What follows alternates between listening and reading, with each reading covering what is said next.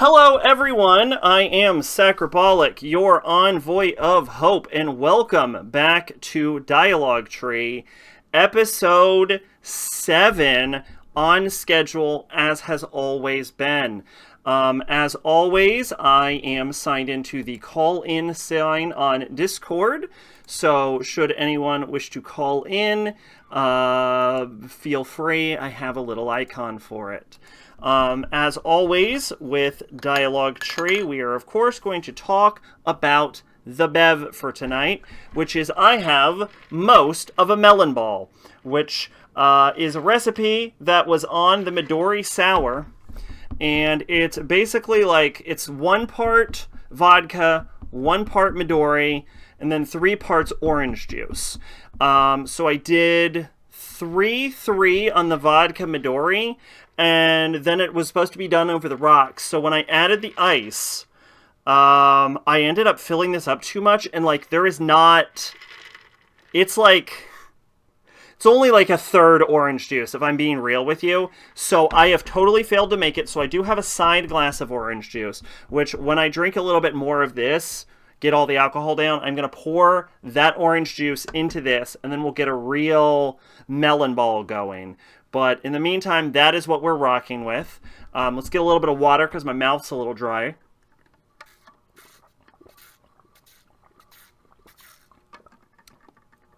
That's not bad. It's not bad water. Excuse me. But before we get on to that, let us go ahead and ingest the melon ball. Let's see what we got.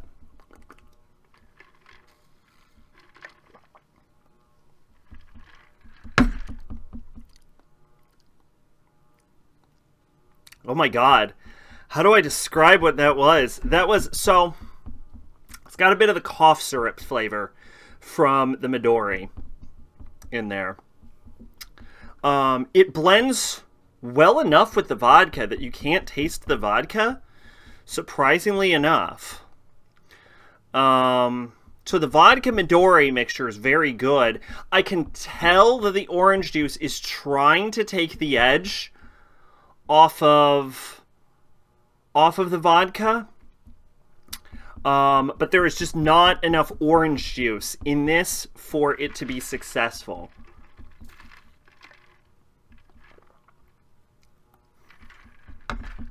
Oh god, that is fucking putrid. Because the ending effect is that it like hits the back of your throat, and you get hit with the acridness from the orange juice. I mean, talks to himself for 4 hours. Welcome, maid. How are you doing tonight? You get hit with the acridness from the orange juice. Might as well re-up. We got a melon ball tonight, but I made it wrong. It's supposed to be 3 parts orange juice, 1 part vodka, 1 part Midori. It's a lot closer to 3 parts Midori, 3 parts vodka, 1 part orange juice. So I will add more orange juice later. But yeah, so it hits the back of your throat, and you get this sort of like acrid, acidy flavor of the orange juice. And then you get the like overwhelming sort of like gaseous flavor from the vodka as like the ethanol hits, and then there's the like sickeningly sweet, almost cough syrup flavor of the Midori. It is not great, let me tell you. Next week is gonna suck, but it'll make up for all the fucking money you blew. Oh, you got a lot of hours next week, and I'm gonna have to continue to spend until I have the whole series for what? You're rebuying Rurouni Kenshin? Excuse me. Is that it? Are you gonna buy the individual volumes now that you bought the compilations? Let me hit that one more time because we got to get through this anyway. Oh, holy shit. Oh. In the future, the orange juice goes first. Is the lesson that has been learned from that. Because oh my god, is that not pleasant? Oh, okay. You do have 3 individual volumes. You got it, Goodwill. Nice, nice. So what series are you talking about then? Okay, that is the alcohol. So let's get on to the update. It is Rurouni Kenshin, but the rest of the anime. Oh, I thought you already had all the anime for some reason. Let's get on to the update, actually. Hold on, as I fix this mat down here. Let's get on to the update. There, I feel like, is nothing to talk about update-wise, right? What was the last time I did Cold Topic? Last time I did Cold Topic was...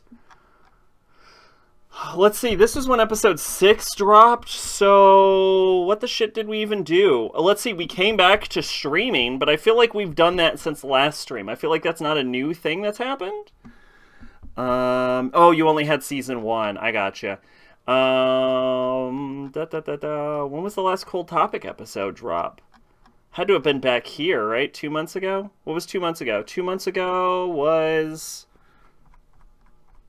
Fucking remind myself to cut all this shit out. This fucking scrolling bullshit. Which now I have to cut it out because I mentioned it. This is what you get when you show up to live. Here we go. This was last month. Let's say we did a Sacrabalic Eternal. We watched all of Kingdom Hearts Key back cover. Cutscenes. We played Kingdom Hearts 0.2 Birth by Sleep, a Fragmentary Passage. We did Sacrabalic Eternal 1995. And let's see, looks like Anime Favorite Search came out for Steins Gate. Some bunch of random anime no one gives a shit came out that I reviewed. And then we started Kingdom Hearts 3. That is it for the update, actually. We did jack shit. Crazy enough. I've been streaming more, but I still feel like nothing is accomplished. And I think a large part of it has to do with, like, you know what, as we're talking about the update, I have had, like, terrible insomnia this past month.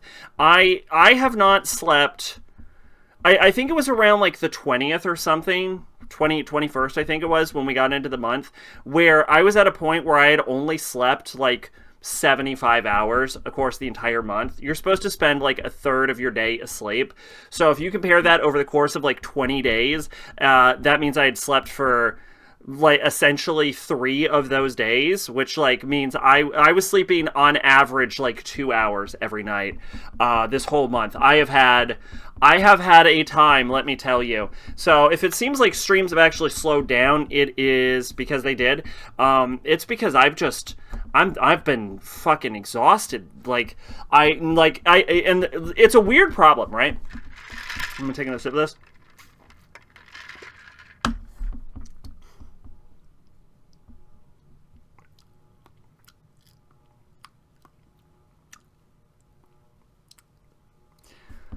Oh, hold on. There's 3 seasons, 3 movies, but I don't think I'll get the season 3 Reflection. Season 3 is nothing but filler. And Reflection is an anime original done by the same people as the prequel movie, Trust and Betrayal, which is very depressing because, you know, Kenshin's backstory is depressing, but this movie had no business being depressing, and it goes against the whole point of the story. It sucks. I know about that movie because it's actually, like, very well regarded. The, like, sequel movie that isn't actually canon, apparently that's, like, a lot of people's, like, favorite Kenshin things, and that's why, like, Kenshin's still sort of, like, semi-popular.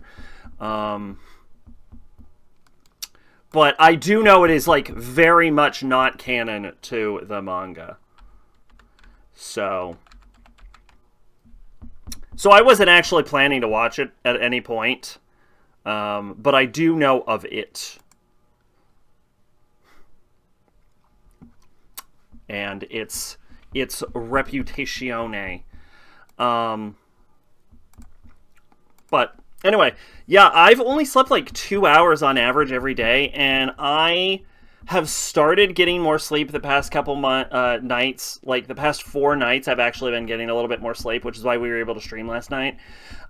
Because I have started taking like pills. Like I have like 10 milligrams of melatonin. So that I'm taking, and I found out you can get over-the-counter like sleep medicine and like Z-Quil, so I've taken a few shots of Z-Quil, and I've been doing that like every night for the past 4 nights, and it has been working well enough. I'm still only getting like 6-7 hours of sleep, which is less than I would like. I would like to be getting the full 8 hours. I have time for the full 8 hours, but it's just like I just wake up and I can't get back to sleep is the thing. Like, what's, like, really happening? Reflection looks good, but it's just so bad. Okay, all right. Um, yeah, I know a lot of people like it. You're like my brother. He has to med himself to sleep, yet he still goes to sleep super late. I actually am going to bed earlier, and I actually am wondering if that's part of the problem. Um, because I usually liked being up at night and like forcing myself to go to sleep like earlier and earlier and like try and wake up earlier is just like I think I just fucking can't. I think I just can't do it properly. I'm a night owl through and through, and my body is rejecting sunlight. I go to bed at like 1 or 2, but I don't drug myself to sleep. I'm just tired until late. Yeah, this is a super new thing, right? This hasn't been like like this wasn't a thing like last month or any months before. This is like a this month kind of thing. So I'm thinking I just need to sort of like reset myself or something. I have to get up at 7, so yeah, of course. Which I am, of course, on my unemployment arc. So my bedtime is whenever I say it is now, which is pretty hype. I used to just get really sleep deprived, and then on my days off I would catch up, but that doesn't work anymore because every day is a day off. So I'm trying to like get like a semi-normal schedule, but I am just fucking floundering. So, but anyway, yeah, I want to find somewhere else to work. Good luck with that. Supposedly the job market's in a good place, but like really no one's hiring. So. But it is easier to find a job when you have a job because it shows you are employable. So if you're searching around, now's probably a good time. It's just not easy like at all because I suck so bad. Maid, however bad you might be, I assure you there are bosses out there hiring worse. Trust me, you cannot be that bad. Do you do any work at all, and do you show up on time? Because if the answer to those two questions are yes, the answer is you're probably realistically fine. like that really is kind of where the bar is, if we're being honest. It's like, do you show up, and do you actually work? So...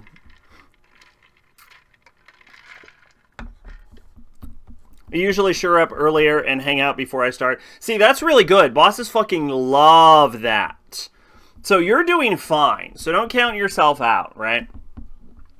So yeah, if you were looking for a job, it's usually easier kind of to find it when you have one because it sort of gives you this idea of like, I am an employable person that people want to employ. It also gives you a bit of negotiating power. So you can be like, hey, I would like the job. And they're like, okay, what do you want for your job? And then you can say something a little spicier that you wouldn't be able to do if you're unemployed because you have leverage. Because if you don't like their deal, you can always reject them. And they know that. So they can acquiesce a little bit more. Don't get crazy with it, though. Don't be like, I want $32 an hour. Because they're going to laugh you out of the fucking building. But... you can be a little more demanding when you have a job also. My boss has said, and I quote, "You are such a child, you even cry like a child, and I wish I knew you were this stupid when I hired you." Mate, that sounds like a toxic work environment. I'm gonna be honest. Your boss should not be saying that to you. That is not okay. I want you to know that. I want you to know that is like really, really bad. And I would urge you to find a new place of work as soon as possible. No. I have worked retail. I am telling you that is not ordinary. Like, that is not normal or acceptable in the workplace. Like that's not, like, you can't just write that off like, oh, it's retail. It's like, no, that is not, that is like, like abusive. Like, you can't be talking to people like that. So, yeah. So yeah, I would very much urge you to seek employment elsewhere very quickly. In fact, like, that's bad enough that I would almost say, like, you should consider your options and see how all right you would be if you need to take an employment pause, because that is not all right. Like, that is worrisome behavior. So.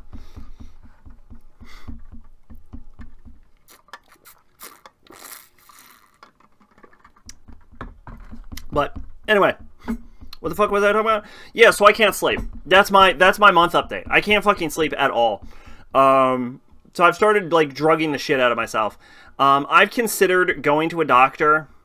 Is it worrisome that I also try to avoid my boss as much as possible? So here's the thing. If you had just said that without the prior paragraph, then I would say that's basically work because, excuse me, real talk, like 90% of your jobs, you are going to hate your boss. I have worked in one job where I liked my boss.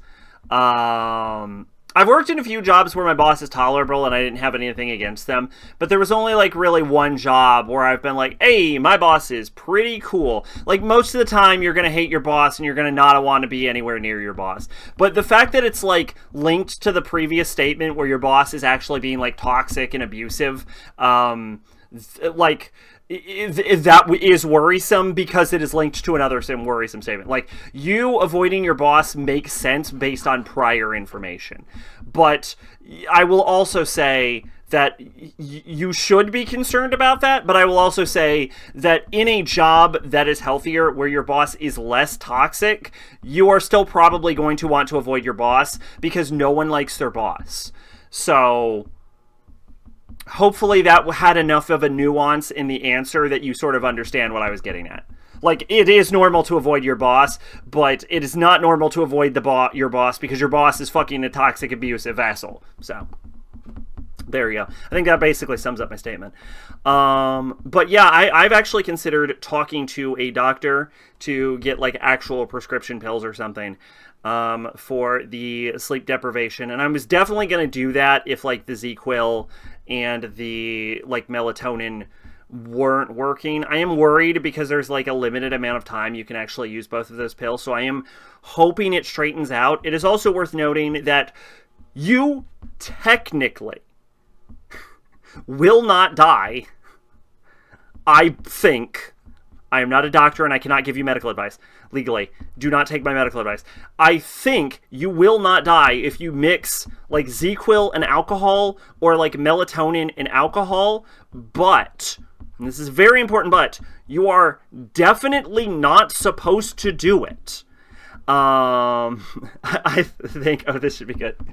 You are definitely not supposed to be doing that. So the fact that this is, in fact, a drinking stream means that I probably can, but I will not, I want everyone to know, I will not be taking sleeping pills tonight. Don't worry. Don't think, oh, this is the stream where Sac ends up in a fucking coma because I decided to mix sleeping pills and alcohol. I am not mixing sleeping pills and alcohol. I want to be so clear. I'm not doing it. I think you won't die because I have looked up the side effects. I think you won't die, probably. I'm not a doctor, don't take my advice on that. But I think you won't die. But I'm still not going to do it because when you actually do look up the symptoms, it does not pleasant things to you, right? It's like you'll probably have like horrible heart palpitations, you'll get like drowsy, you'll probably vomit everywhere. It's like, it sounds real bad. Like, it will make you apparently physically sick. It probably, I'm not a doctor, will not kill you, but it is definitely something you do not want to do, and which is why I will not do it. So that is why that this stream, I may not sleep tonight.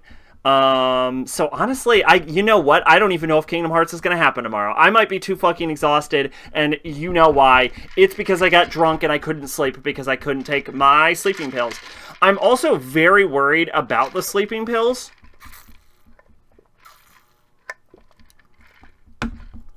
Shit. Okay, we're back. So what happened was some of the drink splashed onto my arm, and like, I hate it. I hate it when that happens. Like, if I get like a little bit of sticky and it turns into sort of like a tacky kind of thing on my like skin, I go absolutely ballistic. So I had to get to the bathroom and wash that off. So I'm apologizing for that, but there you go.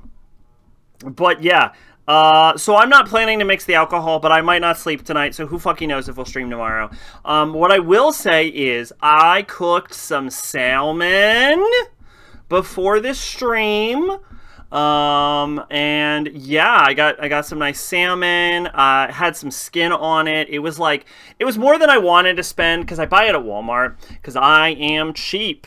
So I went down to Walmart and I picked up some salmon. It's got some skin on it. I'm not a big salmon person, but it's really good if you're trying to like prep yourself for drinking. And I knew I was going to get fucking drunk tonight because I'm always drunk. That's okay, Zach. I'm not looking forward to tomorrow either. I have to work with some terrible stomach cramps. So yay, bending over is going to suck.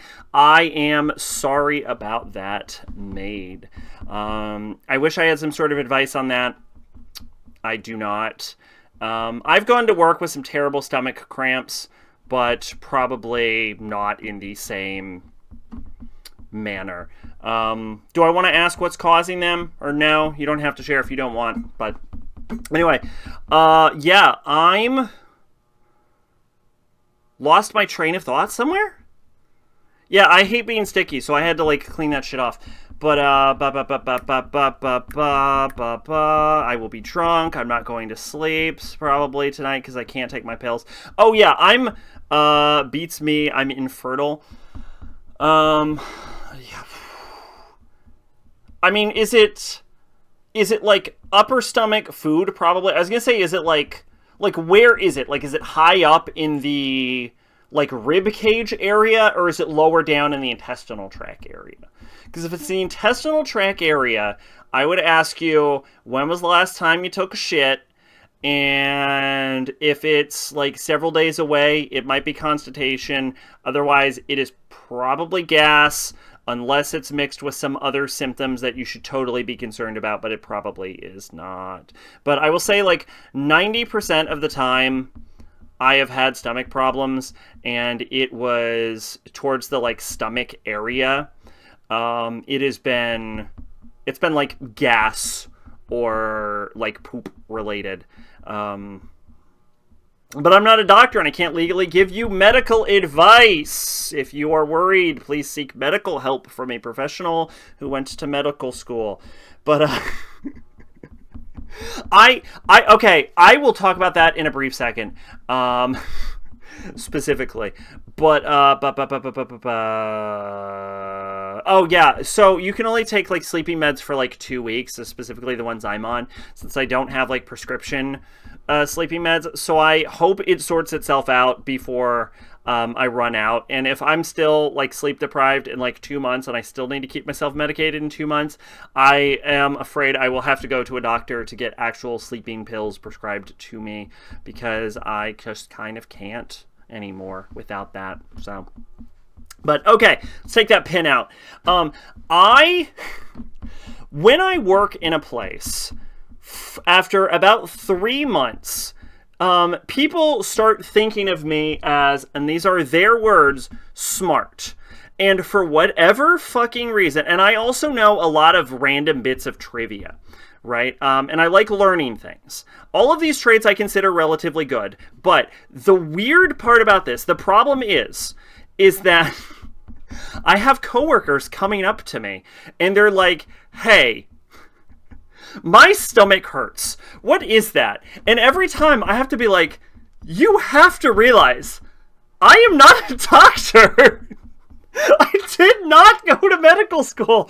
I cannot tell you what this is. Why are you asking me this stuff? And they'll be like, hey, so I got a question about my anemia. And I'm like, I don't know. Stop asking me about this.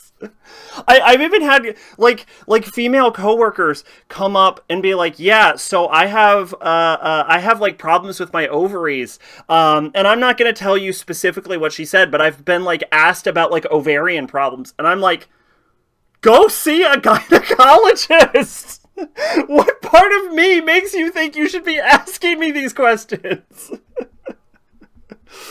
That's why all my knowledge is related to stuff that isn't relevant to anyone but me. Yeah, every time I have to be like, look, listen, I did not go to medical school. If you are genuinely concerned, please see a doctor. I don't know what I'm talking about. I can make random guesses, But I guarantee you, even the worst general practitioner, which I barely consider to be a doctor, is still more medically knowledgeable than I am. I don't understand.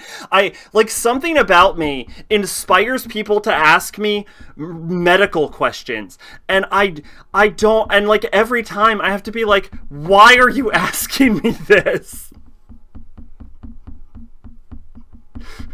We work the same job. I am not more qualified than you are. And they're like, but you're smart. And I'm like, that doesn't mean I know medicine. I'm not a fucking doctor. So, but yeah, 90% of the time your stomach hurts, it's like gas or like poop or some shit, or you've got like a small stomach bug.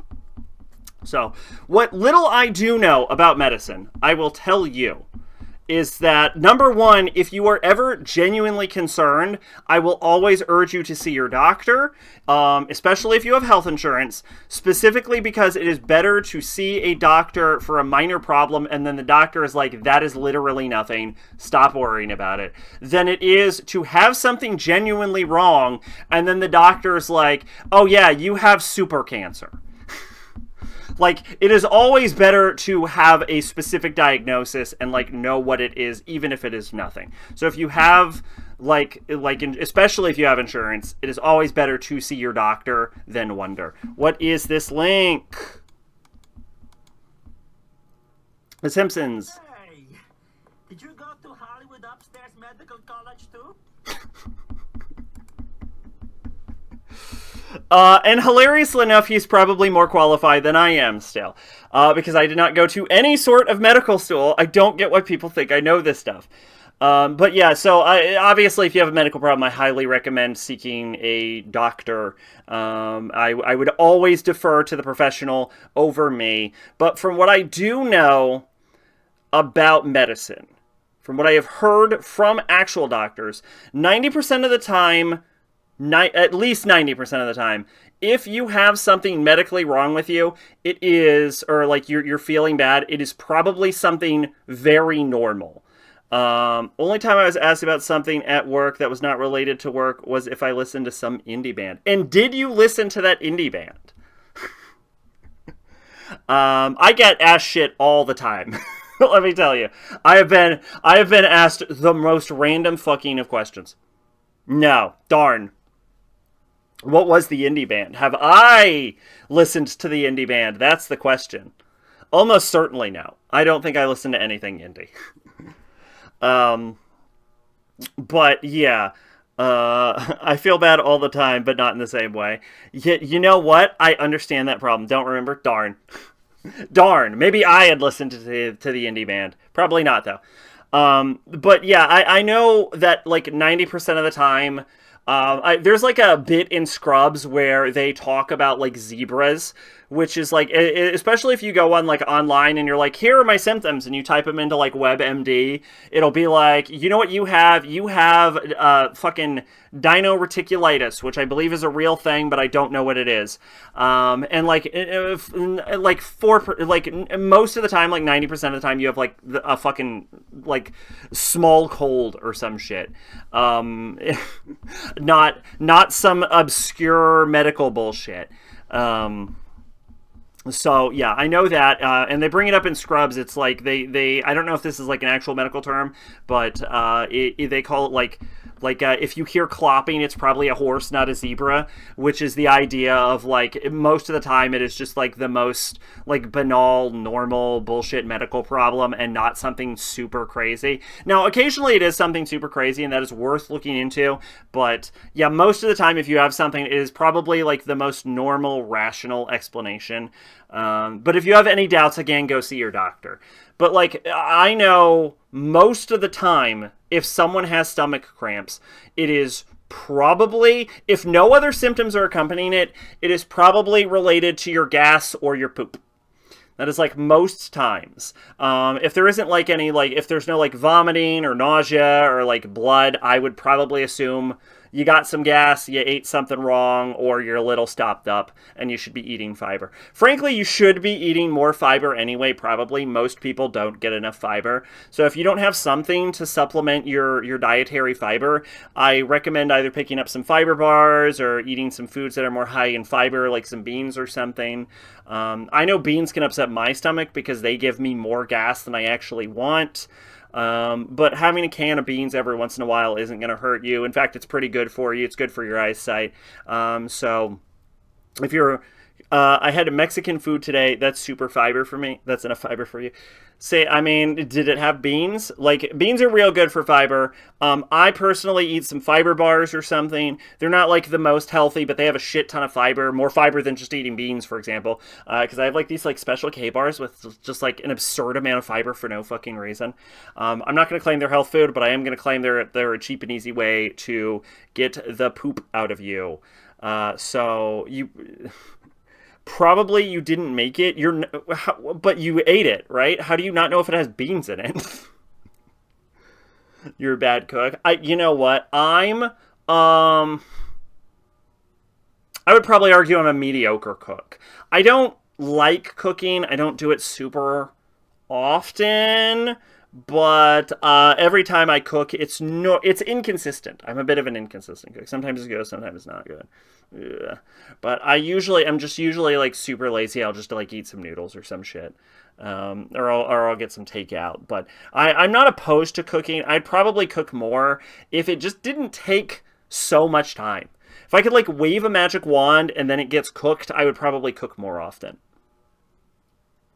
Had a bunch of meat in it, so you mostly tasted meat. Okay, all right. Well, it's Mexican. I want to assume there's some beans in there. I want to assume there's beans. My teeth are hurting. Might be the acid. All right, I've drinking a little bit of this. I'm going to pour in some of this OJ.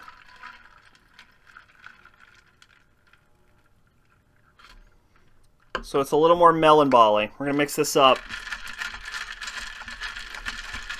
It's a real Mexican place, so not like you went to Taco Bell. Okay, I am going to say something very controversial, and I'm glad you brought this up. I like Taco Bell.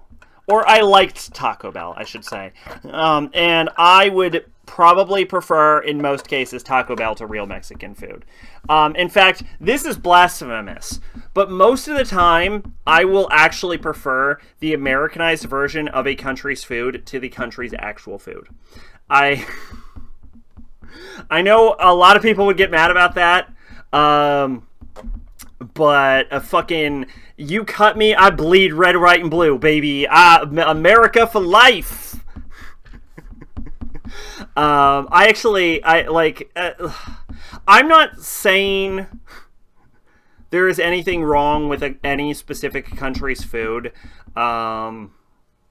But, like, I do generally like the more, like, Americanized versions. Like, for example, like, when you, like, if you go to, like, a Chinese restaurant, for example, in America, you're really sort of eating a more Americanized version of Chinese food than they would eat in, like, actual China. And, like, the same thing for, like, a non-Mexican-owned Mexican restaurant.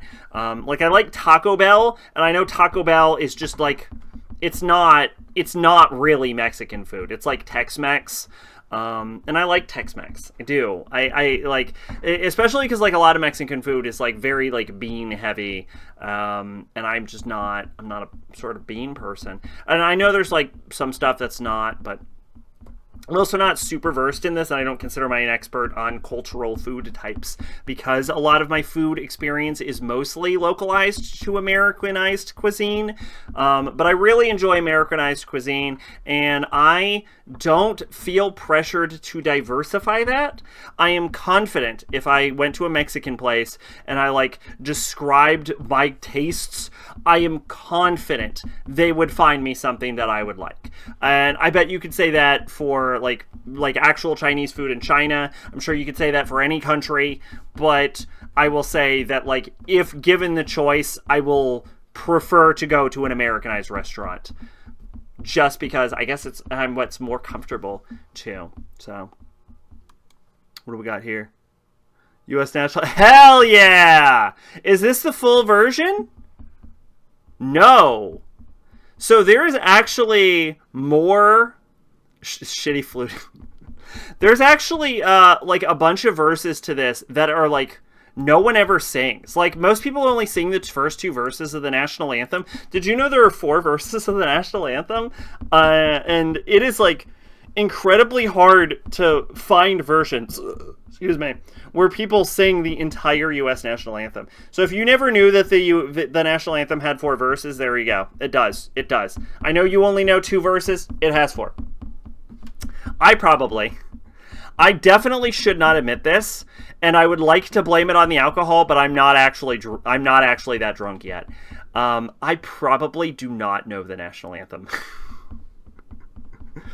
I don't know the national anthem.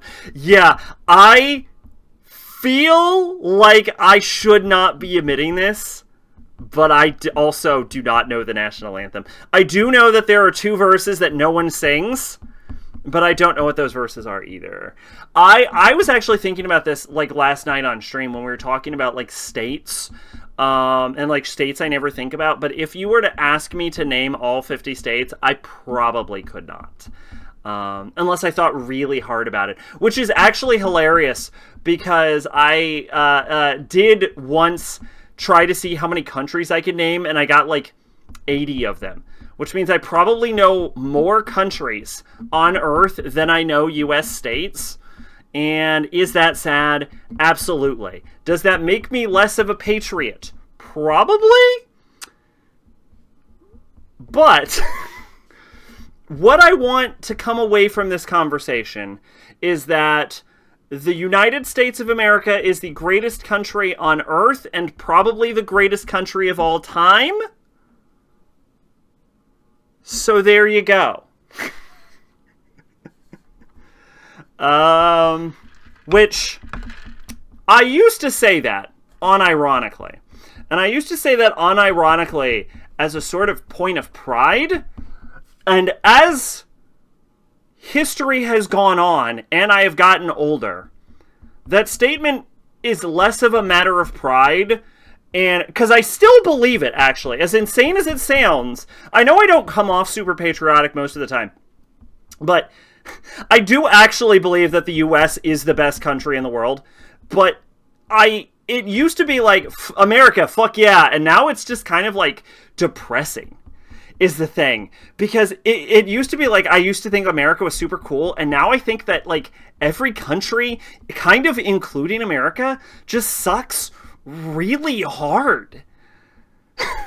Like it's kind of a bad thing now, because it's kind of like, oh god, is this what we got? This really the best?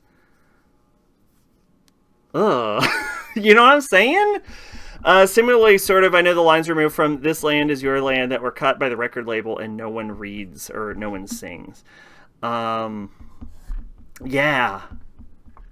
Yeah, because, like, and the reason I say specifically that I appreciate America as a country beyond any other country specifically is, like, because when I compare the issues America has, of which there are so many, I cannot possibly overstate this, and I compare this to the problems I have with other countries, I would still rather live in America, is kind of the thing.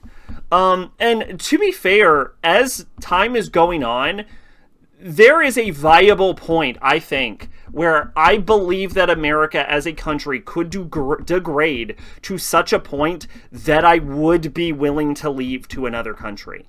I don't think it is an untouchable position. And if I were to move, I would probably move to some Nordic country, like Denmark or something, or like Sweden or some shit. I hear Denmark is lovely, is the thing. I'd probably go like full European. Because like the problem is like, yeah, America has its problems, but every country has a lot of problems. And it almost seems like the problems are getting worse. As like politics devolves, and I blame a lot of it on social media, because social media specifically and the internet has allowed people to reach a divide that did not exist in previous generations. And there are arguments to be made about society, that like society has always been degrading and there's always been large political divides. And that is true, but studies have shown that there are like viable divisions in people that did not exist specifically thanks to the existence of social media. So it is true that there's always been issues and people saying similar things to what I am saying, but I do think that a large component of this is related to technology that did not exist during those days. I do not believe the situation is unrecoverable. I'm not going full doomer on you, but I think we're not in a great position as a society, not just in America, but globally. I think we are in a very poor position. I think the position is going worse, but I don't think it's unsalvageable. See, the thing is, Woody Guthrie was pretty punk. I mean, he wrote "The Machine Kills Fascists" on his guitar, but a lot of his more punkish songs were never released because he was a socialist. See, I don't necessarily... So I don't really talk about this very often. I'm still not drunk, by the way. As crazy as it sounds. I'm a little tipsy. I am a little tipsy. I don't want to go full socialist is the thing. I know this is very popular among young people. I know like socialism and communism are very popular among young people. I don't want to go all the way with it. I don't think it'll work. I think it's a terrible idea. And I think it undermines the sort of like personal liberties that a person should have. But I also think that going too far in the direction of like ultra capitalism, which we are currently doing, I do not think we have reached peak capitalism, which I see a lot of people say. I guarantee it can get worse, but I do think that a certain level of free market and a certain level of capitalism is clearly, provably a bad thing. I think the problem is that humans are naturally inclined to go to the extremes. It's like a lot of people think it's all or nothing. It's like you got to be full communist or you have to be all capitalist. And the thing is, a lot of it's sort of like a tyranny of a majority sort of thing, but like functionally, if you want society to function, concessions need to be made. And the situation we're in is like the needs of the few, specifically the wealthy, are the ones that are most met right now. Proportionally, if you look at voting averages, whoever the wealthy vote for is where most policies go for, specifically because lobbying. And because of that, I actually think I actually think gerrymandering and lobbying are a bigger issue than late stage capitalism. And I feel like people are attacking the symptom, like, rather than the direct cause. I think if we were able to take aim at lobbying and stop lobbying and end gerrymandering, I think democracy would flow in a better direction, even if more capitalist ideals are still being utilized. But I do think that a lot of ideals that society are currently using are not beneficial to society and not beneficial to the common man. And in that regard, I definitely lean more towards a sort of communist socialist sort of angle. I just don't want to go all the way over, because I do believe in personal business ownership and stuff like that, which is like the central premise of capitalism. And in that like regard, I just think we've gone too far in that one direction, and I'm worried about, because it is provable in other societies that have gone like full communist, full socialist, that these systems also do not function. And I know that as humans, and especially because of social media, people are pushed to go to the extremes of one sort of economic system or one political system, but we're specifically talking about economic systems, are pushed to go to the extreme ends of that system. But society is built on compromise and moving closer to the middle and implementing some ideas from capitalism, implementing some socialist ideas, implementing some communist ideas, maybe even implementing some anarchist ideas, I don't fucking know, would probably benefit the common man and society and allow human civilization as a whole to progress further on than just fully committing to one batshit crazy, incredibly flawed ideal, which is what people are more tend to do and are currently attempting to do as time is going on. Let's see. In squares of the city, in the shadow of the steeple near the relief office, I see my people, and some are grumbling, and some are wondering if this land's still made for you and me. That was a cut from the song. It was supposed to be the ending of the song.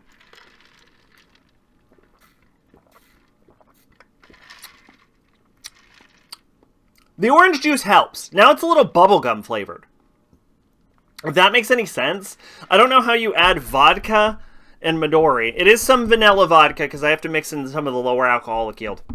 I don't know how you mix vodka, melon, and orange juice to get bubblegum, but I'm getting some bubblegum. I don't like bubblegum. Then a melon ball is not your drink. Let me tell you. To be fair, I don't think I'm at full melon ball yet.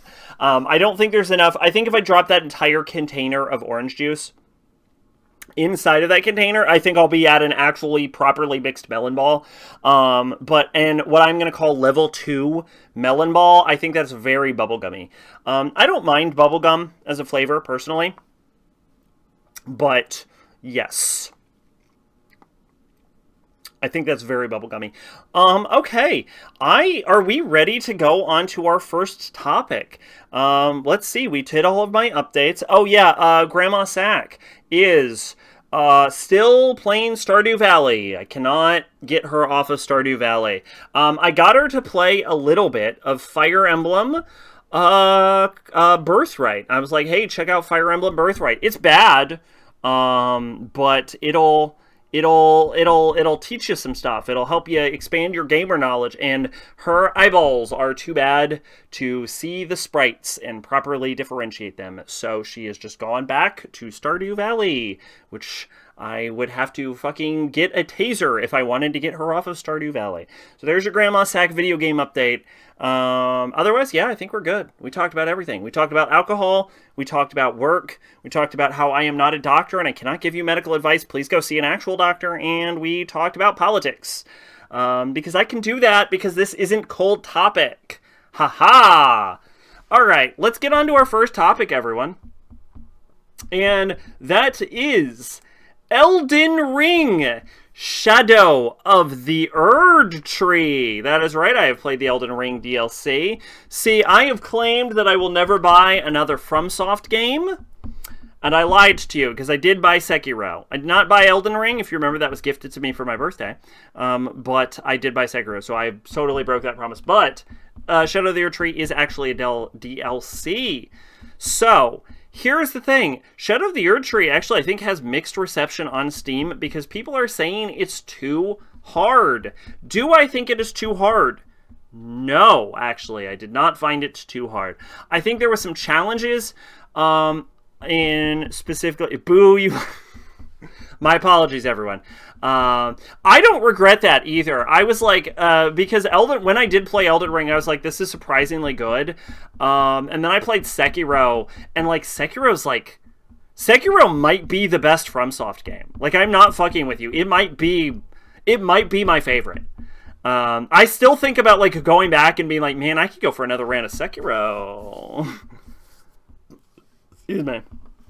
So, Elden Ring, right before the DLC came out, announced that they had sold 25 million copies. And to help you understand how many copies 25 million copies is, Persona, as a series, lifetime sales across every game has sold around 20 million copies. And Persona came out like the 1990s. And Shin Megami Tensei has sold about like 9.5, 9.8 copies total series lifetime. Which, by the way, yes, if you were unaware, Persona has outsold SMT at this point. But like, Elden Ring has outsold the entirety of Persona, which is fucking wild. Final Fantasy VII, which is often considered to be one of, if not the greatest video game of all time, has sold 16 million copies. Like, Elden Ring is genuinely one of the greatest selling games of all time. It is absolutely batshit insane how many copies Elden Ring has actually sold. I remember when I originally reviewed it, I compared it to this, like, sales of, like, Fire Emblem Three Houses. You can't make this comparison anymore. It's probably outsold fucking Fire Emblem as a fucking lifetime franchise at this point. It is batshit crazy how many copies Elden Ring has sold, and compared to like every other FromSoft game, you cannot do it.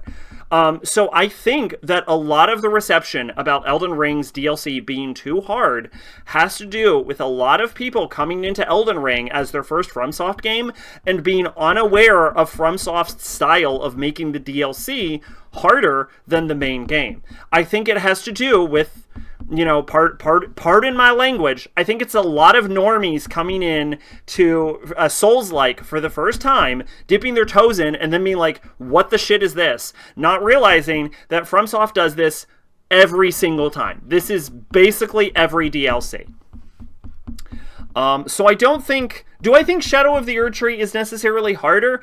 Honestly, no. Because, controversially, I don't think there is anything I encountered in Shadow of the Erdtree that is harder than Dark Eater Midir. I know people have compared Bale to Midir. I genuinely think Bale is not only easier, I think he is a better designed boss fight.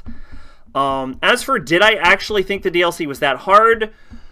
Not really. I know there's a lot of complaints about Radahn and Bale specifically. Actually, a lot of people like Bale. I know there's a lot of complaints about Radahn specifically. And Renala. My thing is I played it a little late because I did an entire playthrough of Elden Ring before, like I started a whole new character in order to get to Shadow of the Erdtree. And I should probably mention what my build was, because if everyone remembers, I played Elden Ring 6 times. And each time with a different build, so that I could get all of the achievements, because I've 100%ed Elden Ring. And I realized that, like, despite the reputation that the easiest build is magic, I realized the easiest build is not even close to magic. The easiest build is actually a bleed build, so I did a bleed build. So, do acknowledge that I did intentionally go in with the easiest possible build. But using my bleed build, I didn't use Rivers of Blood because I don't like Rivers of Blood. Actually, I used a bleed Uchigatana, not an Uchigatana. I used a bleed Nagiba. I used a bleed Nagiba or whatever, the really big katana. I used to bleed that. It was a very fucking good weapon, and stacking bleed is fucking ludicrous, and it's like, it's busted. It's just straight crazy. But yeah. Renala was oversold to me, so I came into that fight, and I went as hard as possible. I was like, okay, everyone's talking about this bitch and her 9-hit combos. I am gonna fucking go full Nova on the onset, and I just hit her, and I did not stop hitting her, and she, like, exploded so quickly. I like vastly, I went way too hard. It's not even just like I beat her in the first try. It's like I am not fully confident she hit me. I went like, because I've mentioned before that I don't try that hard when I play video games, even if I'm on stream. And I was like, I need to lock the fuck in on this bitch, and I should not have, because I tore her apart. So I am unsure how hard she is actually compared to the rest of the bosses, because I just fucking shredded her. But Bale, I had a little bit of a challenge with. I think I did 5 tries on Bale, 6 tries on Bale, because I think I died 5 times to Bale. I think I probably died more times to Bale than anyone else. Had a little bit of trouble with Bale. He has, like, a move where he just kind of one-shots you, is the thing. Like, you get caught in a wrong angle, and sometimes I would just die instantly. It wasn't that bad. Bale was... I didn't like the fight of Bale, is kind of the problem, and he's like, if I remember, he's like brown. He's got like this poop lightning thing going on. I was not vibing with him. But we'll talk about like boss vibe in a little bit. But yeah, Vale gave me problems, and the only other boss that actually gave me problems was Consort Radahn, which should not surprise anyone, because Consort Radahn is sort of the part of the DLC when people started reaching it, where they're like, this is complete fucking nonsense. And Consort Radahn, I think, took me about 5 tries to beat, and it took me about an hour. And yeah, Consort Radahn is kind of crazy. I had to change my approach that I was using when I was fighting him. I couldn't just like go ballistic and strike the fuck out of him and then do a bunch of dodging. I had to like use like actual strategies and like figure out how his moves work.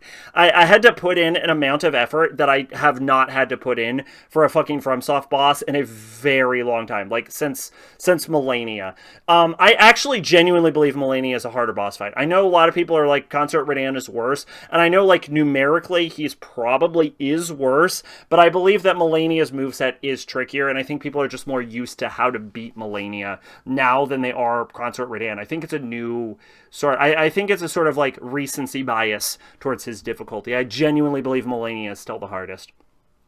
In fact, I would rather fight Consort Radahn than Millennia, if I'm being totally honest. Like, fully prepared going into for another playthrough, I would prefer a Radahn fight to a Millennia. I fucking dread Millennia. She is fucking crazy. I love her. I think she's probably my favorite FromSoft boss, but she is absolutely fucking bonkers with her fucking attacks. But like the issues with Radahn are sort of like design principles. Like, so I've seen a lot of comparisons about how Radahn functions compared to other boss fights. And one thing you have to keep in mind is every time Radahn swings his fucking sword, once he goes into his concert phase, which he does at about 75% health, and like Mikola starts showing up, every time he swings his sword, a fucking beam of light comes out. And I've heard people describe this as a goddamn flashbang. And it kind of is sort of a problem with the fight, is it is hard to see during the fight because every attack he does just shits more light beams onto the screen. It is like an actual functional problem with this. And I have seen his hitboxes, and I didn't super notice this because I was very good at keeping my distance during this. Most of the time I'd get caught by one of the light beams and not his actual swords. But people have talked about how they feel like they've dodged their his attacks, and they've still been caught anyway. And visibly, when you dig into the game's files, it is shown that Radahn's hitboxes on his weapons are 3 times the size of his actual weapons. So if it feels like you're dodging Radahn and you're still being caught with his attacks, you are still being caught with his attacks. You probably did dodge his weapons because the hitboxes don't line up with the weapons. They explode outward like fucking blast cannons. It's like super unbalanced. Millennia is Miyazaki on his most insane foot fetish. We're gonna make a prosthetic foot. It's like, do we need to do that? Yes! I want the prosthetic to have toes. I don't think the prosthetic benefits from having toes. Did I stutter? Toe prosthetic. But yes, the hitbox is fucking bonkers. I've seen the poise comparison for Radahn. I was unaware of how specifically Elden Ring functioned. I was unaware that it had like stagger meters like Sekiro. I was unaware of how much Elden Ring is like Sekiro. Elden Ring, I have more of an appreciation for, is basically the culmination of every design principle from every previous Soul, like starting from Demon Souls all the way to Sekiro. They really did implement everything, including like how jump mechanics work from Sekiro. I was unaware you could like jump over attacks. I literally didn't know because I never tried. I found a video, it's like, yeah, here's all the shit you could jump over. I'm like, oh my god, jumps work in this game? And then I found out about the stagger meter, where if you keep the pressure on, the boss eventually drops. I didn't know about that either. I'd been playing it like Dark Souls. So I will have to say that, like, playing this DLC, it is worth noting, after Sekiro, and then after learning that this game functions like Sekiro, I will have to say that, like, me playing through the Shadow of the Erdtree DLC and being like, I didn't think it was that hard, is also, like, me at my absolute peak of Souls scale. Like, I have genuinely personally never played at a higher level than I was playing this DLC. And as I have seen people say before about like people who've played every FromSoft game and every FromSoft DLC, especially me who's 100%ed every FromSoft game, like from Dark Souls onward, including like the PS exclusive ones like Demon Souls and like Bloodborne, I am not playing at the level that the average person is playing at. So I do think that like the complaints about it being too hard, especially as the genre has opened up to becoming more popular, I think these are probably valid concerns. And I think like approachability is starting to become a concern for From Software as they continue down their Souls-like creation process. And I do think they should start to be concerned about this issue. I'm not necessarily saying they should make the games easier, but I think they should stop going out of their way to make things harder for no reason, if that makes any sense. I think there's a difference between making a game hard for the sake of making it hard and then making it hard because you're trying to get a sort of like narrative purpose out.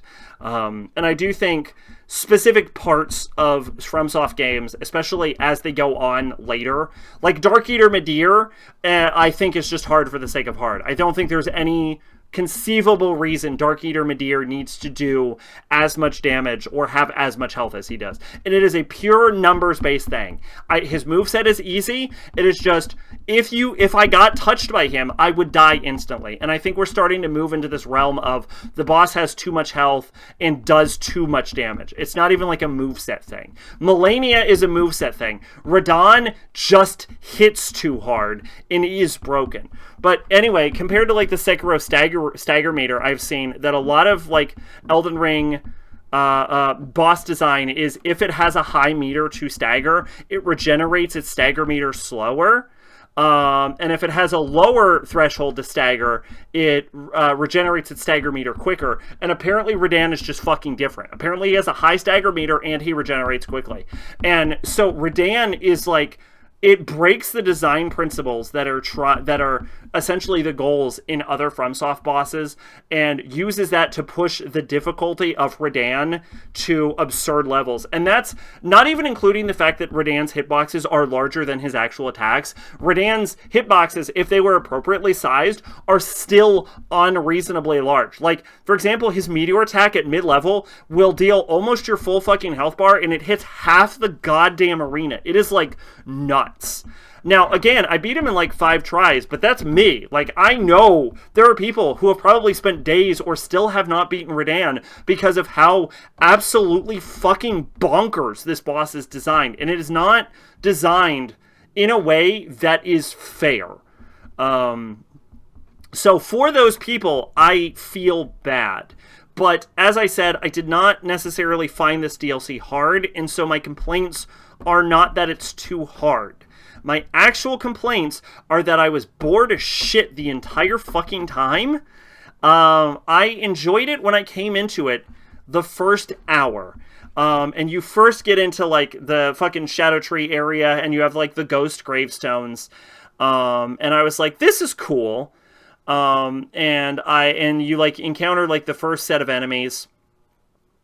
And that's neat. And then you find like your first like furnace golem, and I thought it was cool and I thought it was neat for like an hour, but like the problem is the area is really big and it uses similar design principles to like Mountaintop of Giants, for example, from the main game, where it instead of being an open world where you can explore the entire continent, it is designed to like create these walls based on like elevation changes where you can only explore certain areas in a specific line. So you're moving along these guided paths and it does not feel open world.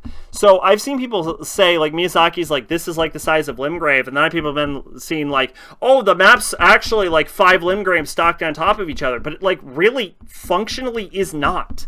It's like a bunch of narrow passageways where you can kind of move to one side or the other. It is very linear and it just sort of spikes into paths. The design principle for Shadow of the Erdtree has more in common with Dark Souls 2 than it has in common with like the first 4 regions of Elden Ring.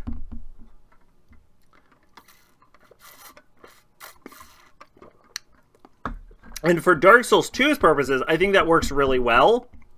But for Elden Ring's purposes, which is supposed to be an open world, this is not what I would call an open world. This is open world in the same way a fucking Zelda game is open world. It's like, not counting Breath of the Wild or fucking Tears of the Kingdom. But like, this is not an open world. You cannot go anywhere you want. If you spawn in and you decide to go back towards the blue flower field where St. Trina is, you cannot get over the cliff because you can't fall down there. You'll die instantly. You have to go along these certain marked paths. And this happens all the way through the DLC. I also don't find any of the bosses particularly memorable. Some of the designs are kind of okay, but like 90% of the bosses and the lore behind the bosses are, we needed someone to represent this aspect of the base game, and they don't have any narrative weight to them. The only bosses in this game that feel important narratively are Mesmer and Consort Radahn. Yeah, Mesmer and Consort Radahn. And I'm aware that there's Bale. It's like, oh, he fucking took on Placidusax or whatever the fuck. But like, genuinely, Placidusax doesn't fucking matter really all that much lore-wise anyway. And I know, like, Romania or whatever, Saint of the Bud, like, inherited some of the discarded power of Melania. Who fucking cares? Like, who gives a shit? I know there's, like, a fucking failed Lord of Frenzy, but, like, he's a failed Lord of Frenzy. He doesn't fucking matter. Like, none of this matters is the problem. The only part that matters is Radahn and Mesmer, and Mesmer is like the second, third boss of the game. You beat him very quickly. For as much buildup as he has across the trailers, he doesn't matter as a character. So it's really just like, this is Miquella and Radahn, and like, can I talk about how fucking lame it is that Radahn is the main boss on this? Like, you get to the end and it's just fucking Radahn. If you were to ask me what main game boss I would rather have a fight against again, it was not fucking Radahn. Now, Radahn is cool main game, but I wasn't clamoring to fight Prime Radahn. If I actually got to choose a character that I would rather have a rematch with in main game, I would rather fight Marika. I think Marika could be cool. I would rather Miquella be his own independent boss fight, or preferably I would rather a third Bloom Melania. Now, speaking of Melania, I want to address something because I've seen a weird misconception about Melania that you fight her in third Bloom. You absolutely do not fight her in third Bloom. I do not understand this. So, okay. Whenever you ask someone, when was the third Bloom, they are physically, like, they're always like, in the boss fight. And I'm like, okay, when was the second Bloom? Like, they're incapable of answering this.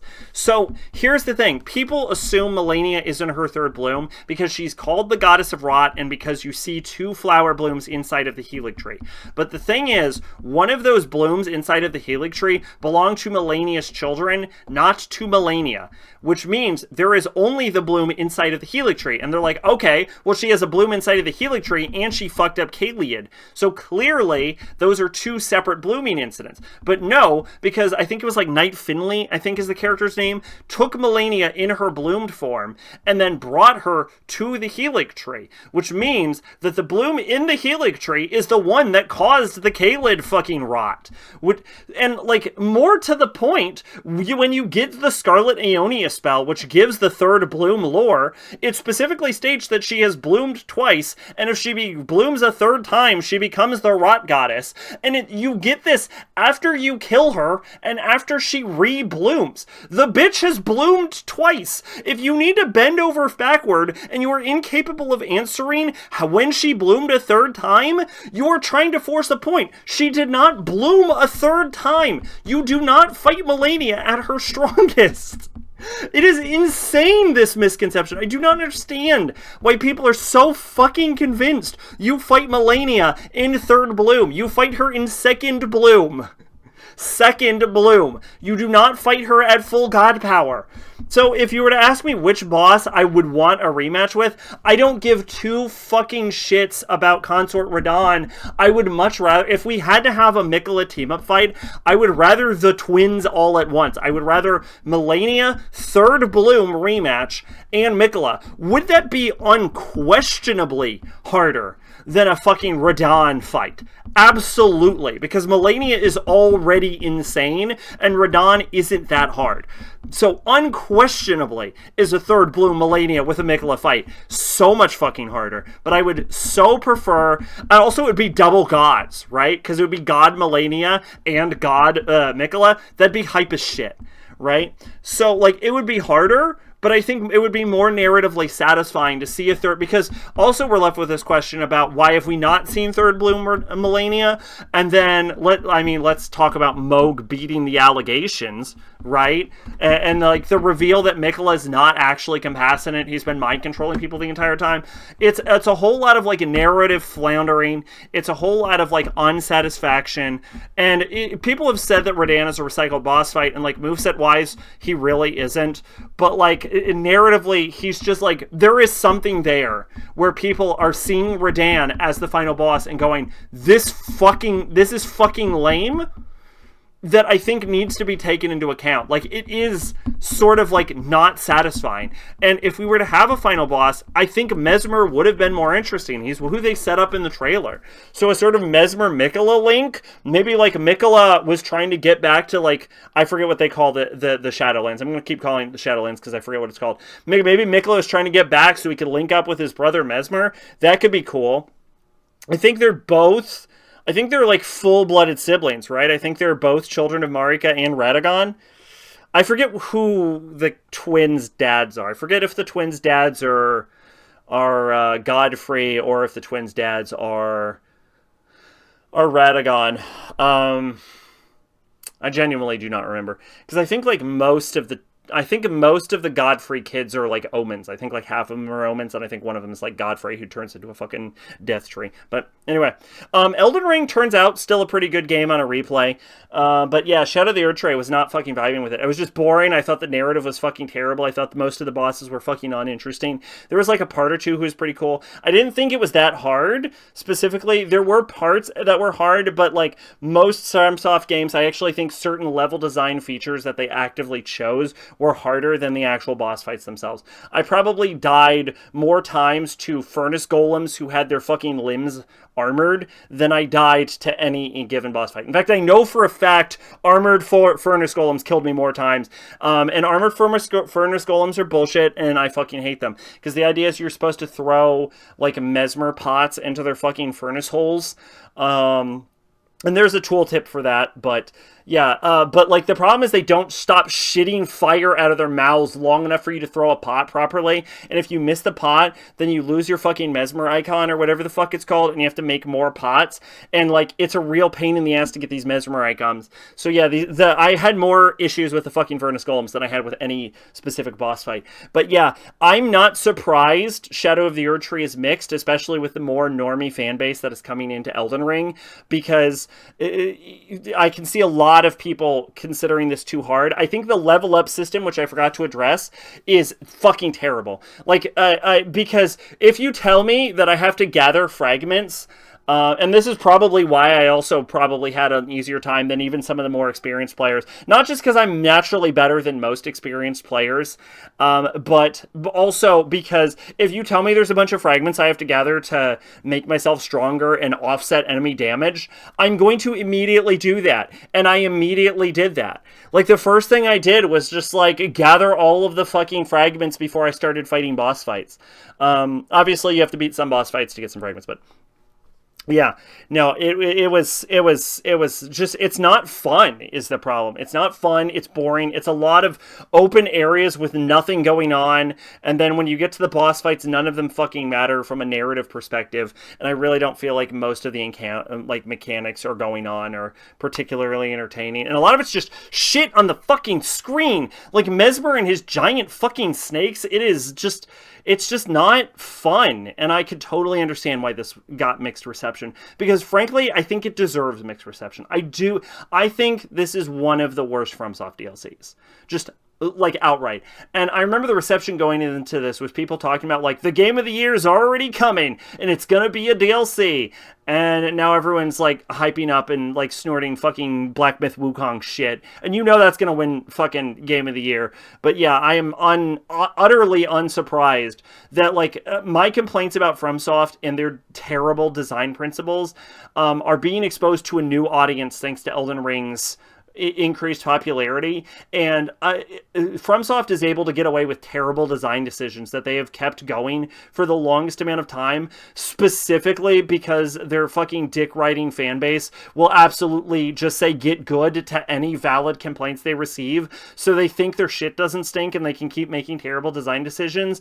And Elden Ring is the point where the player base for a From Software game has gotten so fucking large that it becomes impossible to ignore the criticism. And I think that's a good thing. But I don't think this is the end of From Software. I think they're going to keep selling well, maybe not as well as Elden Ring, but I think they're going to keep going. I know they have expressed disinterest in making more Souls-like games, and I assure you they are going to keep making Souls-like games. They make them too much money, and you can't keep your lights on with hopes and dreams. More Souls-likes are coming from Software, even if they say they're not. They will, at the end of the day, even if they make like 3 games in a row that are not Souls-likes, they will be dropping probably in Elden Ring 2, just because they have to keep their fucking lights on and they will be needing money. And I don't think people's love of From Software is going to be able to keep them alive with fucking Armored Core. I know people really loved a fucking Rubicon, but I think people only loved Rubicon because it was From Software. And I think their brand name is going to depreciate if they stop making what their fucking golden goose is. So you're going to get more Souls-likes from Software. Don't let them fucking lie to you. But I think realistically, we are going to start seeing a decline. I think it's going to be a very slow decline, and I think we're going to keep ourselves in the Souls-like craze as a genre for about the next 10 years, during which someone is going to make a Souls-like game that is going to surpass critical and fan reception of Dark Souls. Someone is going to make a Souls-like that the FromSoft fanboys will be unable to prevent surpassing the reputation and regard that people have for Dark Souls. So that will happen. That is my prediction for the next 10 years.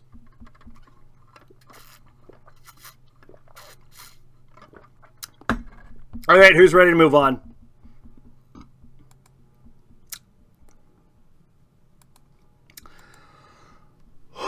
All right, Nioh 2. This is the sequel to Nioh, a game that I once claimed was so boring, I would rather read a Wikipedia article than play it again. Nioh 2 is a sort of interesting game. I've talked about playing it for a while now. It took me way too long to 100% this game. Way too long. I had a glitch where it didn't properly pop one of my Kodama achievements, so I had to like replay the game with a different character. I've done that. I have 100%ed this game.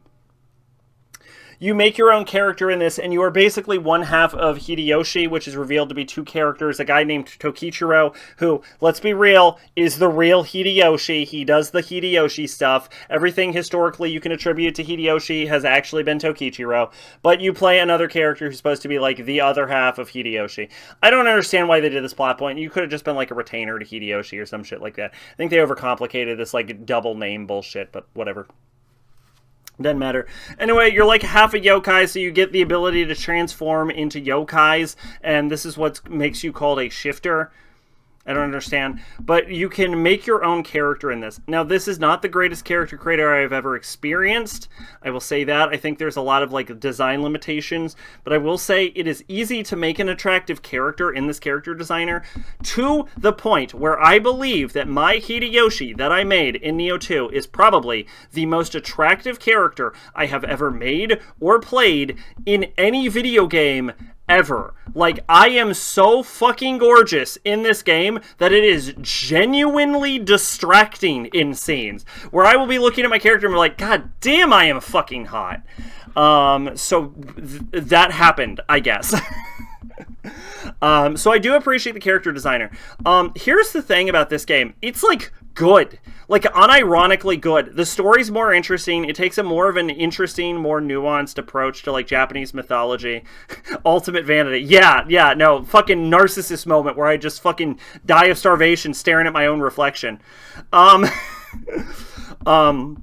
But, like, yeah, I think the story's more interesting. I think there's more of an interplay between the character dynamics. Instead of Oda Nobunaga being portrayed like an absolute monster, like he is in Nioh 1, which I was never a fan of, because we all know I'm a big Nobunaga stan. He's, like, an actually interesting character who's, like, pretty chill in this game. I think the gameplay's better. I think it's sharper. I think the combat's more interesting. It feels more fluid. The gameplay is faster. They've scaled down some of the difficulty, it feels like, which is great, because I thought Nioh 1 was way too fucking hard. Way too fucking hard for Nioh 1.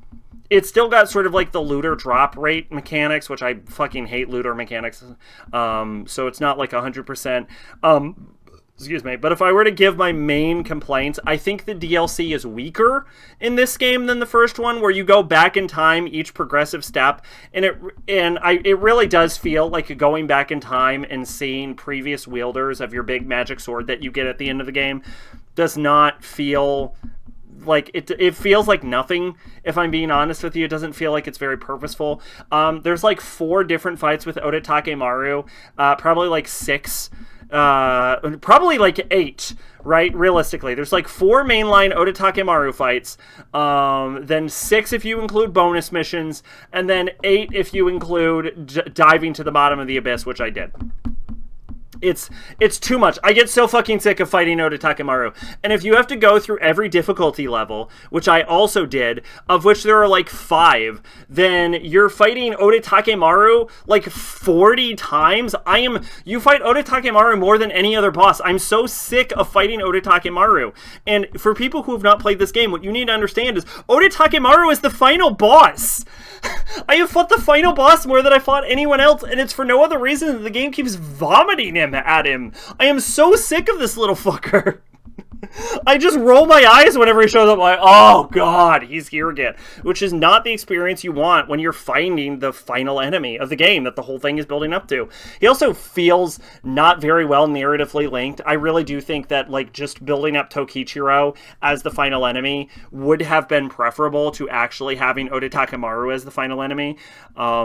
Because I think it also would have led better into Nioh 1. Because, by the way, most of Nioh 2 takes place before Nioh 1. It's sort of like a prequel that leads into Nioh 1, and then there's like a brief time skip right at the end of the game, and then you have like a fight against William, who's the main character of Nioh 1, and then you like beat Oda Takemaru at the end. But yeah, I almost think it would have been better if Tokichiro was just like the final boss of the actual game.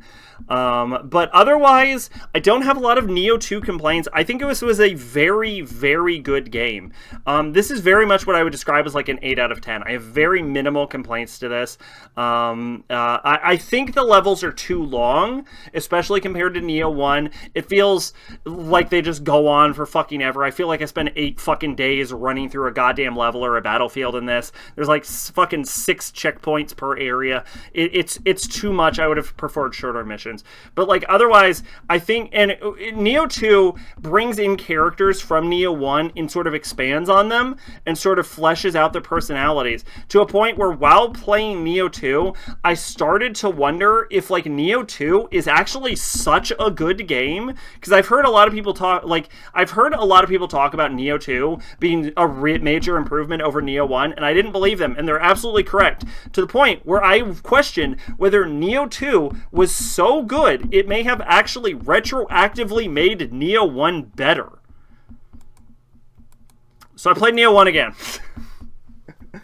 It didn't take long. I just did the main story quest. I didn't do any of the side quests. I booted up a New Game Plus save, and I just fucking ran through it as hard as possible. Played Nioh 1 again.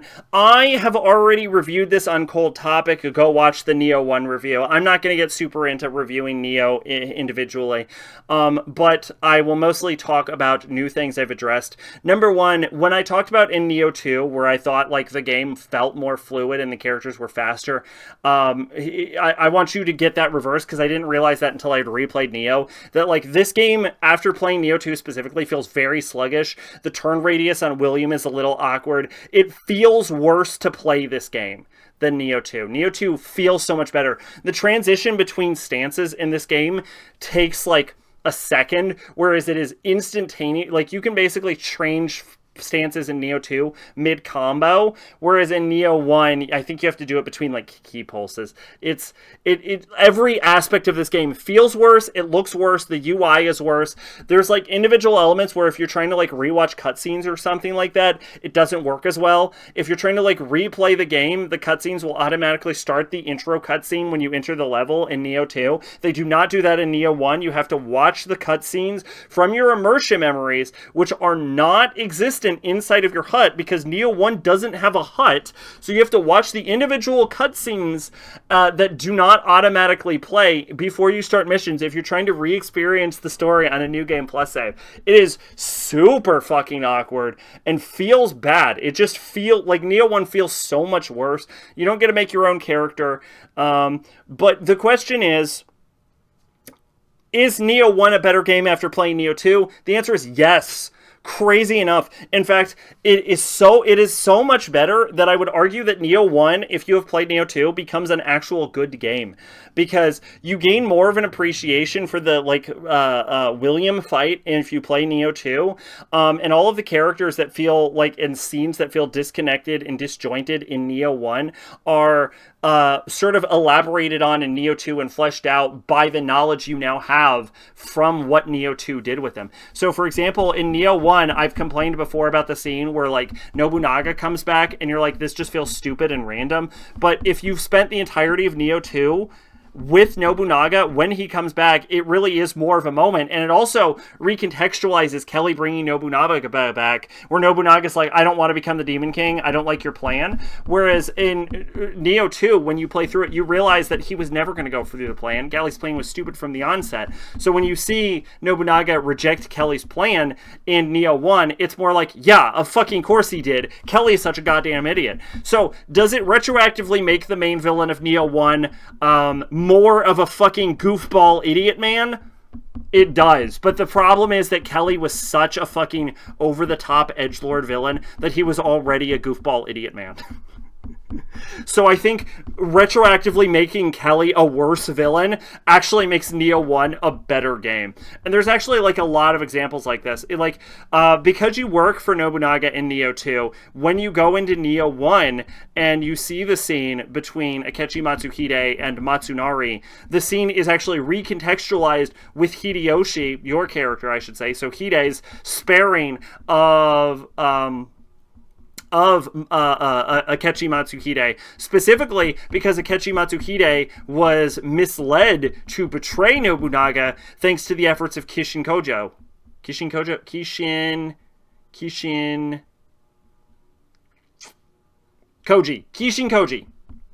Specifically thanks to Kenshin Koji. So, yeah, it is, so what I did with my final playthrough of Nioh 2 when I was going through my, like, Nioh difficulty is I got up to the point where the time skip happens, and then I booted up Nioh 1, played the entirety of Nioh 1 and its DLC, and then finished off Nioh 2. It was actually kind of like an interesting experience. So, that was fun. Also, it fixed, replaying Nioh 1 in that regard, fixed one of the problems I had with Nioh 2, which is at one point, Tokichiro unseals Shuten Doji and a nine-tailed fox, and like you never see the nine-tailed fox again at any other point in fucking Nioh 2. In fact, I thought it might have been like Lady Okutsu, which is like this big fucking castle-sized boss you fight at one point. And then after replaying Nioh 1, I was like, oh no, wait. Fox Lady is the final boss of Nioh. Whoopsie! So, yeah, I think it really contextualizes it. I also think that playing Nioh 1 and playing Nioh 2 really sort of, like, exemplifies how much of a fucking badass your character is in Nioh 2. Because, unquestionably, Hide is more of a badass than William. Like, Hide full blast would shred William. And I think that's okay. And I think Nioh 2 is almost designed in a way to fix the problems with Nioh 1 retroactively. And I am not sure I have ever seen the sequel to a video game fix the problems in a previous game to such a degree where a game that I once previously called not that good, like not good, I don't think I've ever seen a sequel make it so that the first game retroactively becomes a good game. Like, it is nuts. And I know this is sort of like a Nioh review, but like, because I have played Nioh 2, Nioh 1 is now good. As fucking batshit as that sounds. Now, do I think that like lends itself to the inherent quality of should you play Nioh 1 by itself? No, absolutely not. I think probably the best way to do it is do Nioh 2 up until the time skip and then switch to Nioh 1, or possibly just play Nioh 2 and then play a Nioh 1, and then you'll have more of an appreciation for Nioh 1, but then you don't have that wait for for William, or play Nioh 1, then play Nioh 2, then play Nioh 1. But it really only works if you played both Nioh 2 and Nioh 1, and then you go back to Nioh 1 after having already played Nioh 2. So it's a weird fucking thing going on here, but yeah, if you have played Nioh 2 and Nioh 1, and then you play Nioh 1 again, you will like Nioh 1 more. It's weird, but there you go. Nioh 1, now a good game, because Nioh 2 fixed it. So, shout out to Nioh 2, I guess.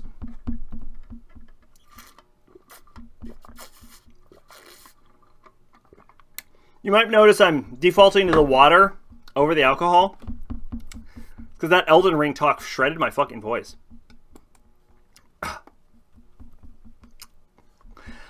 We still have like 5 topics. So hopefully I don't talk too much. I really do think the video game section was going to be the one I was going to talk the most about, though.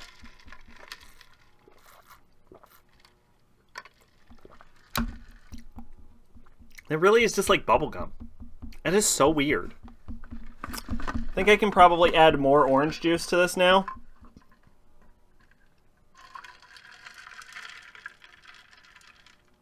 Oh, too much. Hold up.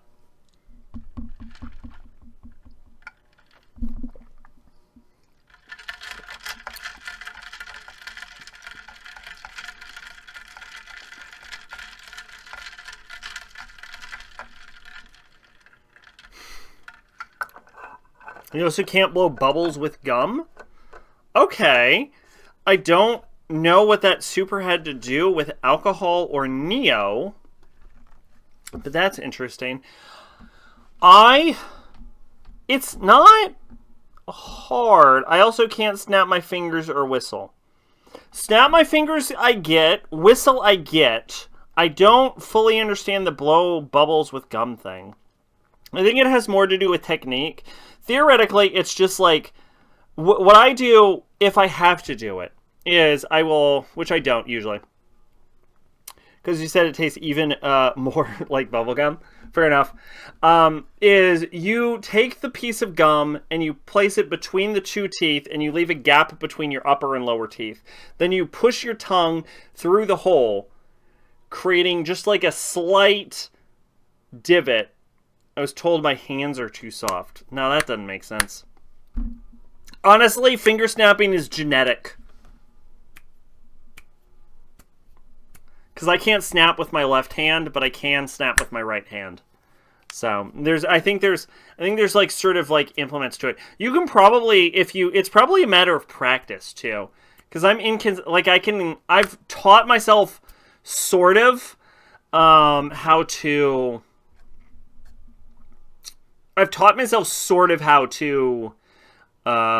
whistle. I'm not a consistent whistler, but it's something you just gotta like really practice with, I think. My mouth game is just weak, I guess. You know what? There's things you can do on that. But yeah, you push your tongue in, and then you just kind of like vaguely blow through your tongue into the bubble, and then you can just sort of like close your lips to close the bubble off. Excuse me, and then you get the little air bubble trapped in. But yeah, as evidenced, I cannot snap my left hand. So yeah, you just got to work on it. Is the thing if you're fessed up about it.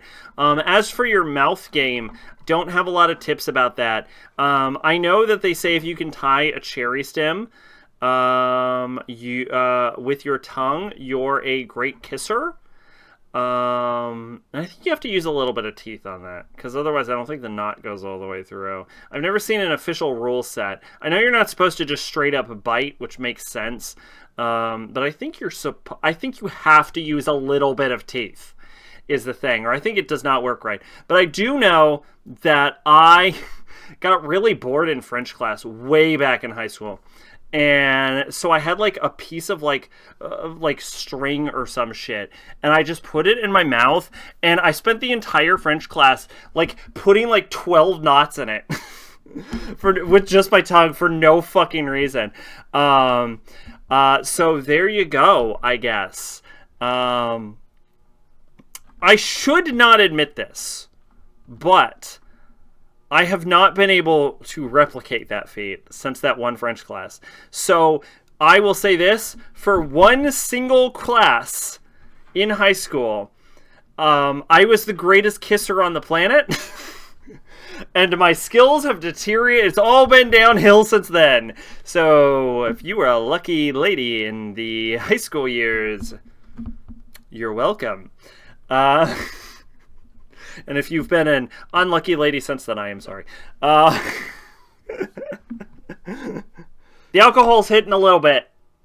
It's hitting a little bit, baby. Anyway, there you go. Kissing and mouth work. It's just practice, mate. It's just practice. Buy some cherries. Get to work on it. You'll get your mouth game up.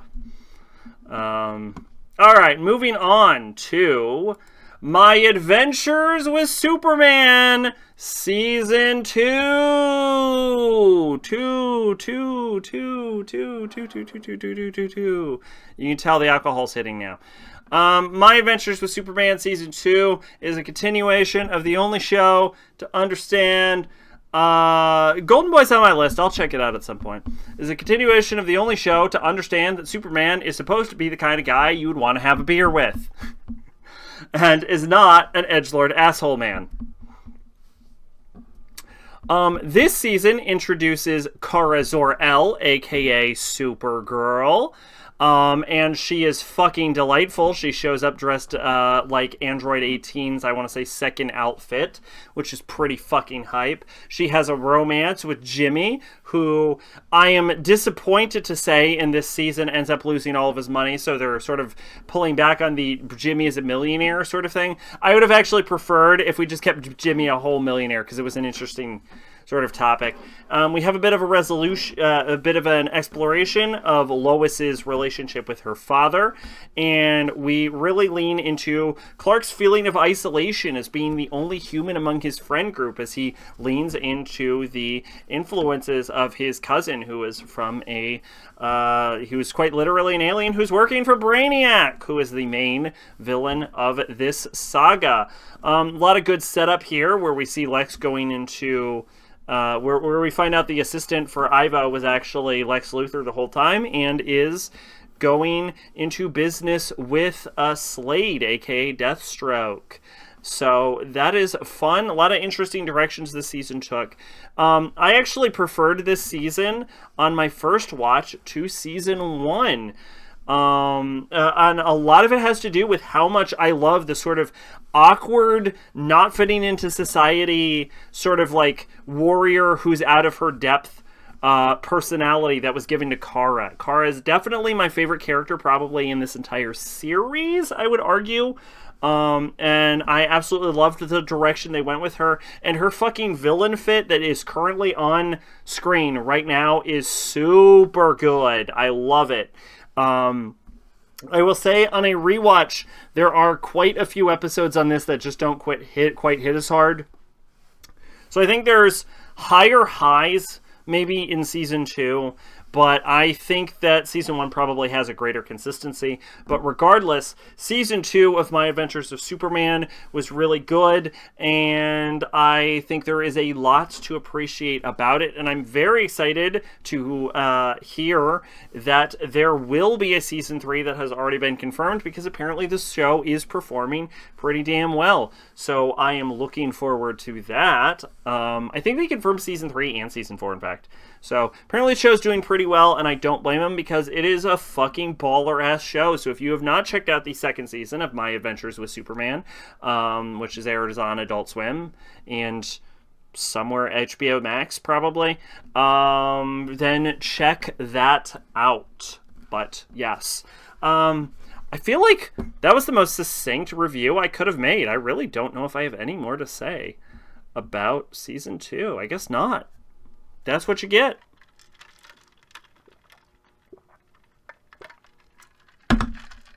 Okay, now that is interesting. Because now it just is bubblegum. Like, the more orange juice I add, the more bubblegum it is. Like, it's not even alcohol anymore. It's just bubblegum. Weird. Okay. How much more OJ do I got? I got like half a sip more of OJ that I'm going to dump in there when we get to it. But yeah, there we go. My Adventures with Superman. I like mint gum. I bought spearmint today because I was running low on my Trident Stride. I always try to buy some gum with xylitol in it. Make sure if you buy gum, it has xylitol in it. It's a little more expensive, but xylitol gum contains the chemical xylitol, which is a sort of like sugar substitute, which it's realistically, it's not bad for you. It can upset some people's stomachs, but you're probably okay statistically. You're probably okay. It can upset some people's stomachs. It will kill your cat. Do not feed it to your cat, but it is completely harmless to people. And it is a sort of sugar alcohol, so it kills the bacteria in your mouth. So you may have heard that gum cleans your teeth. Most gum did not clean your teeth, but most gum nowadays, in like the past 2-3 years, have switched over to using their sugar substitute to being xylitol over other sugar substitutes, and xylitol actually does clean your teeth.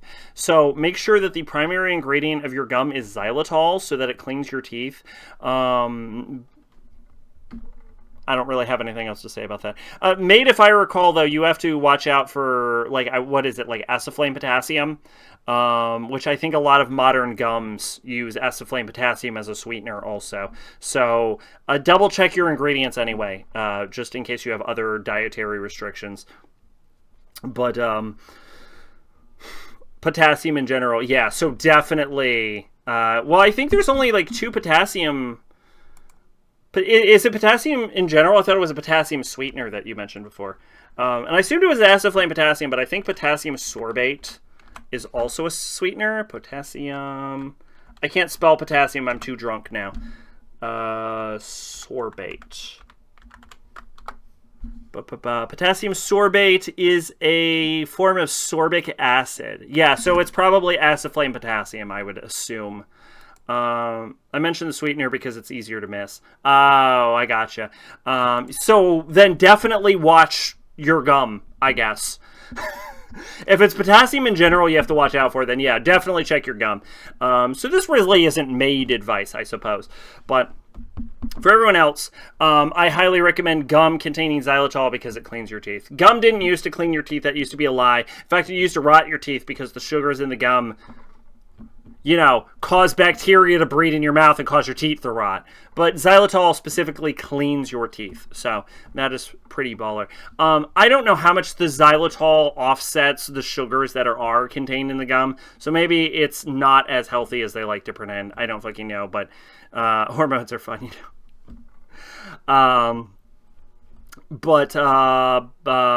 Yeah, I mean, you gotta do what you gotta do. Anyway, the getting around to it, I was running out of Trident Stride, which uses xylitol as primary ingredient, and I picked up some like Mentos gum today when I was picking up my salmon because I was running. I only have like 2 pieces of my fucking current gum anyway. Excuse me, because I like to keep gum on hand for after I eat meats to clean any meat gunk out of my teeth. It's just sort of easier than like getting my water flosser to like brush between my teeth every time I fucking eat something. But anyway, it's a good holdover. Not that I don't floss at the end of the night, because I do. But anyway, yeah, and I ended up going with like spearmint Mentos gum. Just because I had a choice between like peppermint and spearmint, and I was like, I don't know, I feel like I'm more of a spearmint kind of person. I don't know. So that's me. I'm more of a spearmint person. But I don't have any problem with mint gum. Stride and Stride's like blue raspberry flavor, which is fucking fantastic, but they didn't have a giant pack of that, and I was in the candy aisle, and I wanted to get the shit out of the store as quick as possible because I had stuff to do. So anyway, slight tangent. Why do I use a water flosser? I use a water flosser because my teeth are too tightly packed to use traditional dental floss. So there you go. So water gets through my teeth, but if I try to use floss, it just gets stuck because my teeth are too tightly packed. And I know a dentist would do a whole bunch of fucking surgery and then put braces in my mouth and a whole bunch of bullshit, and I don't want that to happen because dentists want to scam you because dentists are paid per procedure, and dentistry as a whole is just designed to line the pockets of dentists who are probably one of the most underpaid of all professions. There you go, that's your conspiracy theorist. My conspiracy theory for the night is that dentists want you to get as many procedures as possible so they get paid more. Because dentistry is only barely a real profession.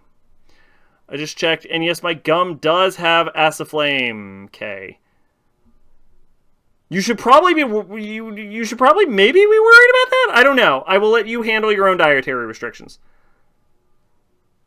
I'm finally done getting jerked around the dentist. Yeah, if you were to tell me 3 professions, I don't want to go all the way and say they're 100% scams, but they are the 3 professions, like the 3 classifications of doctor that I am the most skeptical of every single word that is coming out of your fucking mouth.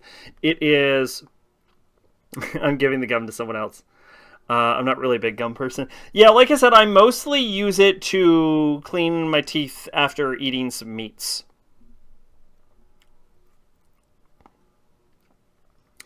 Yeah, 3 professions I don't trust inherently that are in the medical profession. Dentists. Why do I not trust dentists? I do not trust dentists because they're not paid like doctors. They're not like they don't just get generally paid. They get paid by procedure, and I think they get paid less money if you have dental insurance. And I've heard this from dentists, so if this isn't correct, take it up with those dentists I heard this from. But yeah, so apparently dentists are like horribly underpaid, and they're paid by procedure, which inherently incentivizes a dentist who has gone into debt going to dentistry school to make you get procedures you don't need, which means that dentists are more like... And dentists have been caught doing this, intentionally fucking up people's teeth so that you are forced to go to the dentist more often so that they get more money, because otherwise they don't get paid because they're an underpaid profession. And the easy solution to this is pay dentists properly and don't pay them by procedure, but I'm not in charge of that. So that is why I don't trust dentists. And here's the thing. You could say that's conspiratorial, but let me ask you this. How many people do you know that have gone to the dentist and they have a story that is something like, I went to the dentist because I had a minor dental issue, and then they like removed a tooth, or they put in a filling, or they did such and such, and then all of a sudden a bunch of my teeth started falling out and rotting and I had to get some shit replaced and fixed?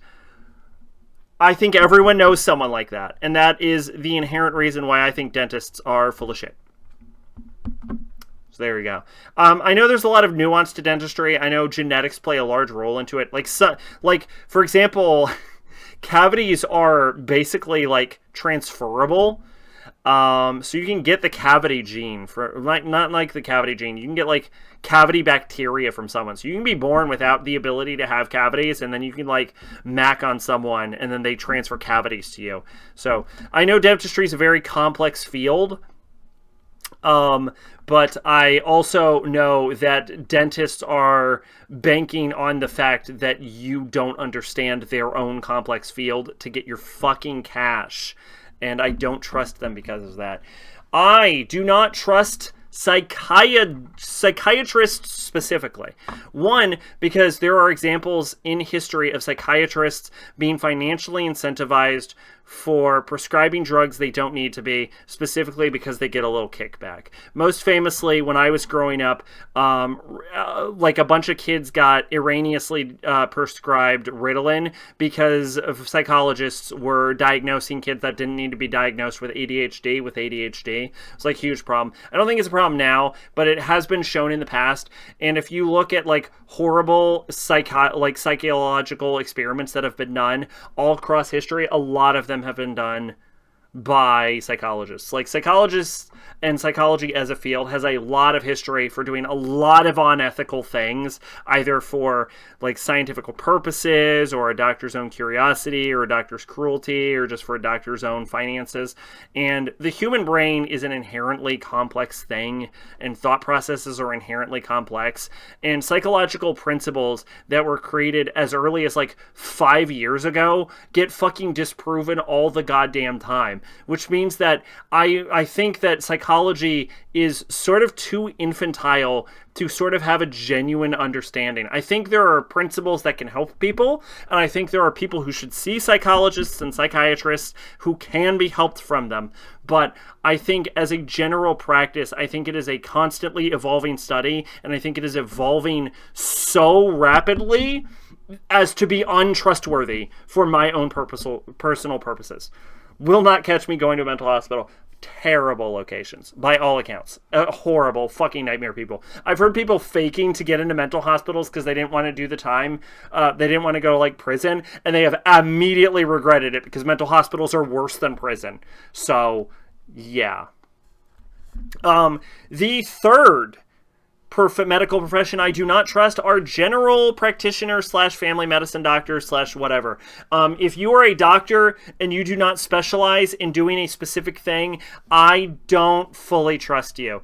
I think you have just enough medical knowledge to treat very basic symptoms, but I think if a person needs something seriously done, like, I think you're very effective if someone comes in with like a cold or a headache or something, and then your advice is like, get some sleep, eat this bullshit, drink this, here's a prescription for a sleeping pill. But like, if something is seriously wrong with a person, my experience with these doctors, and a lot of people I know's experience with the doctors, is that you have to just like, because, and I have heard that there's a conflict of interest, and so doctors are not involved in this process. But it seems like, for whatever reason, a general practitioner or a family medicine doctor wants you to stay in their firm, and maybe they're getting pushed by management, who do have to worry about the financial situation. I would not be shocked about this, in fact, because ultimately, when something is going wrong and they are incapable of helping you with more complex issues, they defer you to a specialist doctor. So, like an ears, nose, or throat doctor, brain doctor, heart doctor, any like gynecologist, something like that. Like more specialized issues, a general practitioner, family medicine doctor, whatever, are going to defer you to a more specialized doctor, who I do believe are genuine doctors who know what the fuck they're talking about. But I feel like, very largely, if you do not have a specific medical specialty, your job as a doctor is to deal with very minor grievances for patients who either are hypochondriacs or they just have like a sick or a cold or an illness or something. And your primary job, if someone has something seriously wrong with them, is to defer them to what I would describe as a real doctor. Now we're getting controversial. It took a lot of convincing for my mother to go to a therapist because I was 20 and she couldn't make me, and it's helped a bit. I'm still not great. Yeah, I think there is a benefit to therapy. A lot of people have had a lot of benefit from seeing therapists. And I do not want to discredit therapists.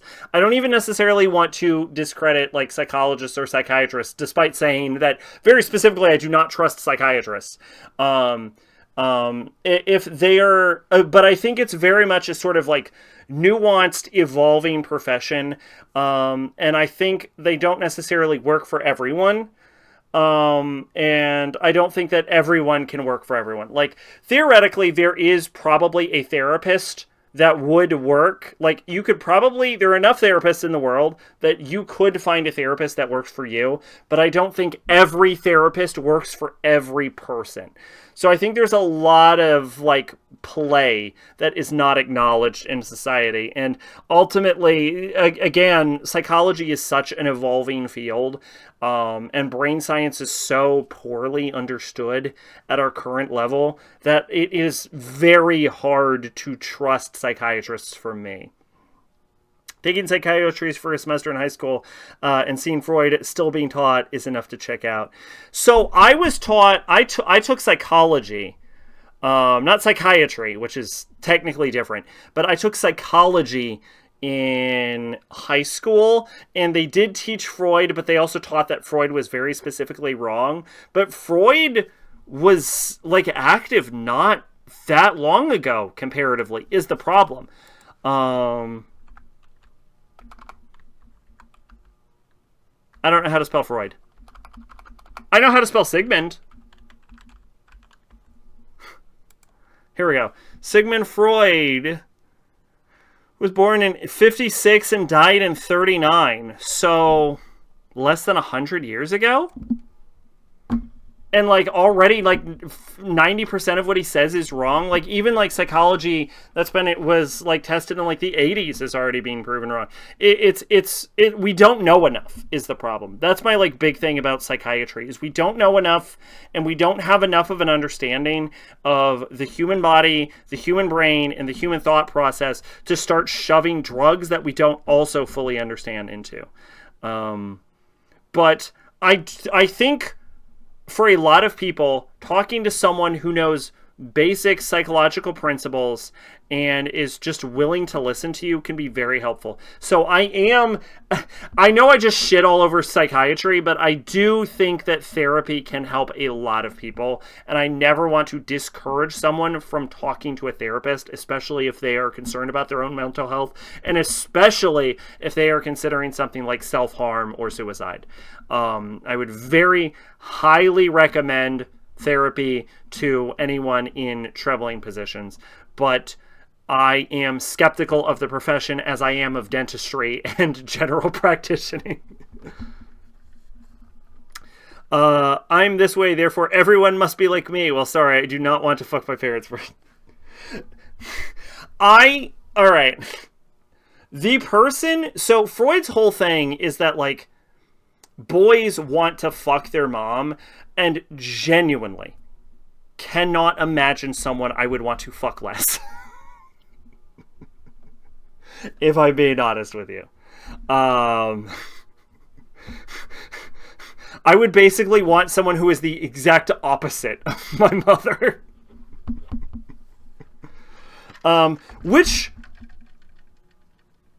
What did he say about girls? He claimed that girls were too complex to be fully understood by him. So he didn't say a lot about girls, if I remember correctly. But his apprentice, Carl Jung, did make claims about girls. And what he believed, Carl Jung said about girls, I believe, is he created what was known as the Electra complex, where he believed that girls would want to inherently fuck their moms, but then realized they didn't have a penis with which to fuck their moms. And so they started to envy their dad's penises in a process what is known as penis envy. And so they instead changed from wanting to fuck their moms to fucking their dads. And Sigmund Freud was like, Jung, that's fucking stupid. And Jung was like, nope, all girls want to fuck their dads. I am sure a psychologist somewhere just had a hissy fit about how I poorly explained that. But to my knowledge, that is how Freud and Jung perceived events. Frankly, my personal beliefs are that both of their perspectives lack the nuance of non-romantic love, and I believe that children look for guidance generally, and since they most generally interact with their parents are the largest influence on inspiring children. Sort of like it's probably similar in a way, but a little more complex than the way like ducks imprint, for example. And so I think there's a sort of non-romantic sort of affection that is derived that children inherently have based on a sort of imprinting logic on their parents. But I'm not a psychologist, and I don't believe in psychologists, so take that how you will, I guess. But I think there's something vaguely half correct with those theories. But I think they are, as most psychologists nowadays would say, probably mostly wrong. I really genuinely think most people do not want to fuck their mom. I do think there might be something to say for the behavioral patterns that you perceive in childhood having an impact on later development, which is something that is observed in children, like their childhood being the most important developmental parts of their lifespan. I think there's something to be seen, especially with like probably theoretically your mom being the person you are most interacting with. Determining your future tastes in, say, women, for this example, if you're a boy, or you interacting with your dad if you're a girl, or some situation based on sexuality. Honestly, I'm willing to open it up. Like, for example, if you're gay and you're raised by like a man, maybe you will look for traits that you admired in your father that you became familiar with. I think there might be something there, but I think it's oversimplifying it to say that you have an inherent sexual desire for your parents, which is something that was claimed by Jung and claimed by Freud. I think they're vastly oversimplifying a much more complex issue. That's why the Persona writers act like women are completely separate species from men. Just like how Jung being a Nazi sympathizer puts Hitler being into P2 into a context. I did not know that Jung was a Nazi sympathizer, actually. That's news to me. Trans and gender non-conforming people existing, but to blow these ghosts' mind. If anyone has penis envy, it's men. Oh, fuck. Anyway, yeah, I think they probably had some kernels of truth, but I think they're vastly oversimplifying very complex issues, and I think that still goes on today. I think human psychology is so inherently complicated. Do I think there is a point where theoretically humans have a better... This has nothing to do with Superman anymore.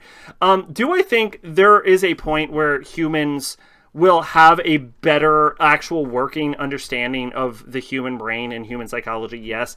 I don't think we're there yet. I think it's still very much a developing field that we haven't quite gotten to. But anyway.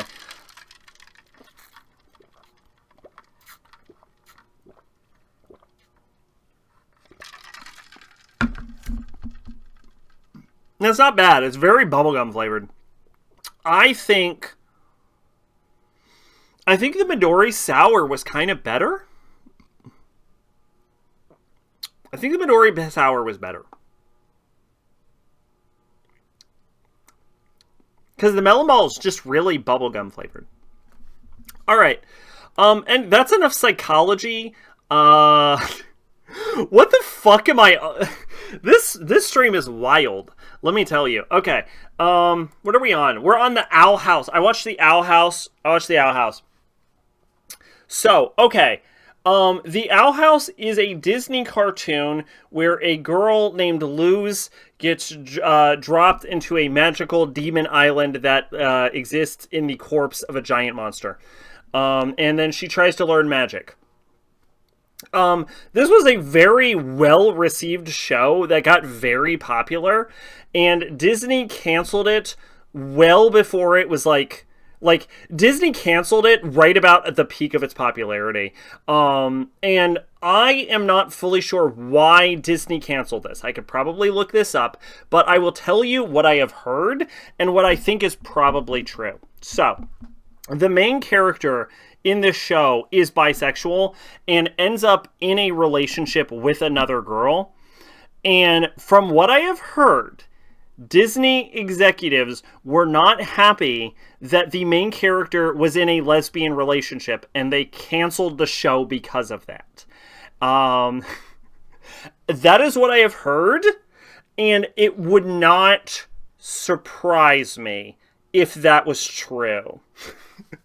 Disney is homophobic as fuck. Yeah, it would not shock me if that was true. So, as it turned out, though, that was a colossal goddamn mistake, because right about when they were canceling it was right around when this show blew the fuck up. And people love this show. And to be honest, as every show we're going to talk about on this stream, this is probably the best one so far. I'm going to say that my adventures with Superman might just keep getting better as we get into like season 3 and 4, and they've hinted that they have 5 seasons planned. So my adventures with Superman might be able to pass it, but like overall, I would say that Owl House is probably the best one we're on so far. Disney includes just enough gay characters that they can cut being gay in the Chinese version. Yes, which is very true. So that's why there's an ass with wings in this image. Which is very true, which is also probably what makes the Owl House very hard to show Chinese audiences, because, again, the main character is bisexual and ends up in a lesbian relationship. So it becomes very hard to cut her relationship with Amity out of the show as this goes on. But, so what I will say is that this sort of has, I would say a sort of, how do I pitch this? I would say that this feels vaguely Harry and Potter inspired, just because it's a sort of like main character goes to a magical world and learns from magical school, but like the vibes are completely different, because this is very much a sort of like comedy, but it's not afraid to get into like darker overtones. Like the main character's mentor, Edna, for example, is like cursed by her sister out of jealousy, and so it's a show that starts off very lighthearted, very comedic, and has like a lot of moments of levity, and it doesn't necessarily lose the levity as the show goes on, but as the show goes on, it also gets more serious, more plot heavy. It gets a lot darker, and and it does a good job of exploring its universe and its characters, to the point where even like a lot of its side cast isn't really left to the side. I'm not a Harry Potter fan, but of the things it is inspired, this is my favorite. Let's see what we got here. Grimoire. I've never heard of this in my entire life, I think, maybe? Have I ever heard of this? What is this? It's a game developed by Vanillaware. I think you may have at one point mentioned this, but I have absolutely no idea what this is. Excuse me. Anyway, the show is actually pretty inclusive, if that's something you care about, which is not something I care about, as I have said before, but it is also in an original IP, not something I am against. So if that is something that you enjoy, be aware of that. One thing I will give full credit to the show for is one of the main characters in the show, whose name I don't fully remember, but for some reason I want to call her Willow, but I don't remember if the character's name is actually Willow anymore. Willow.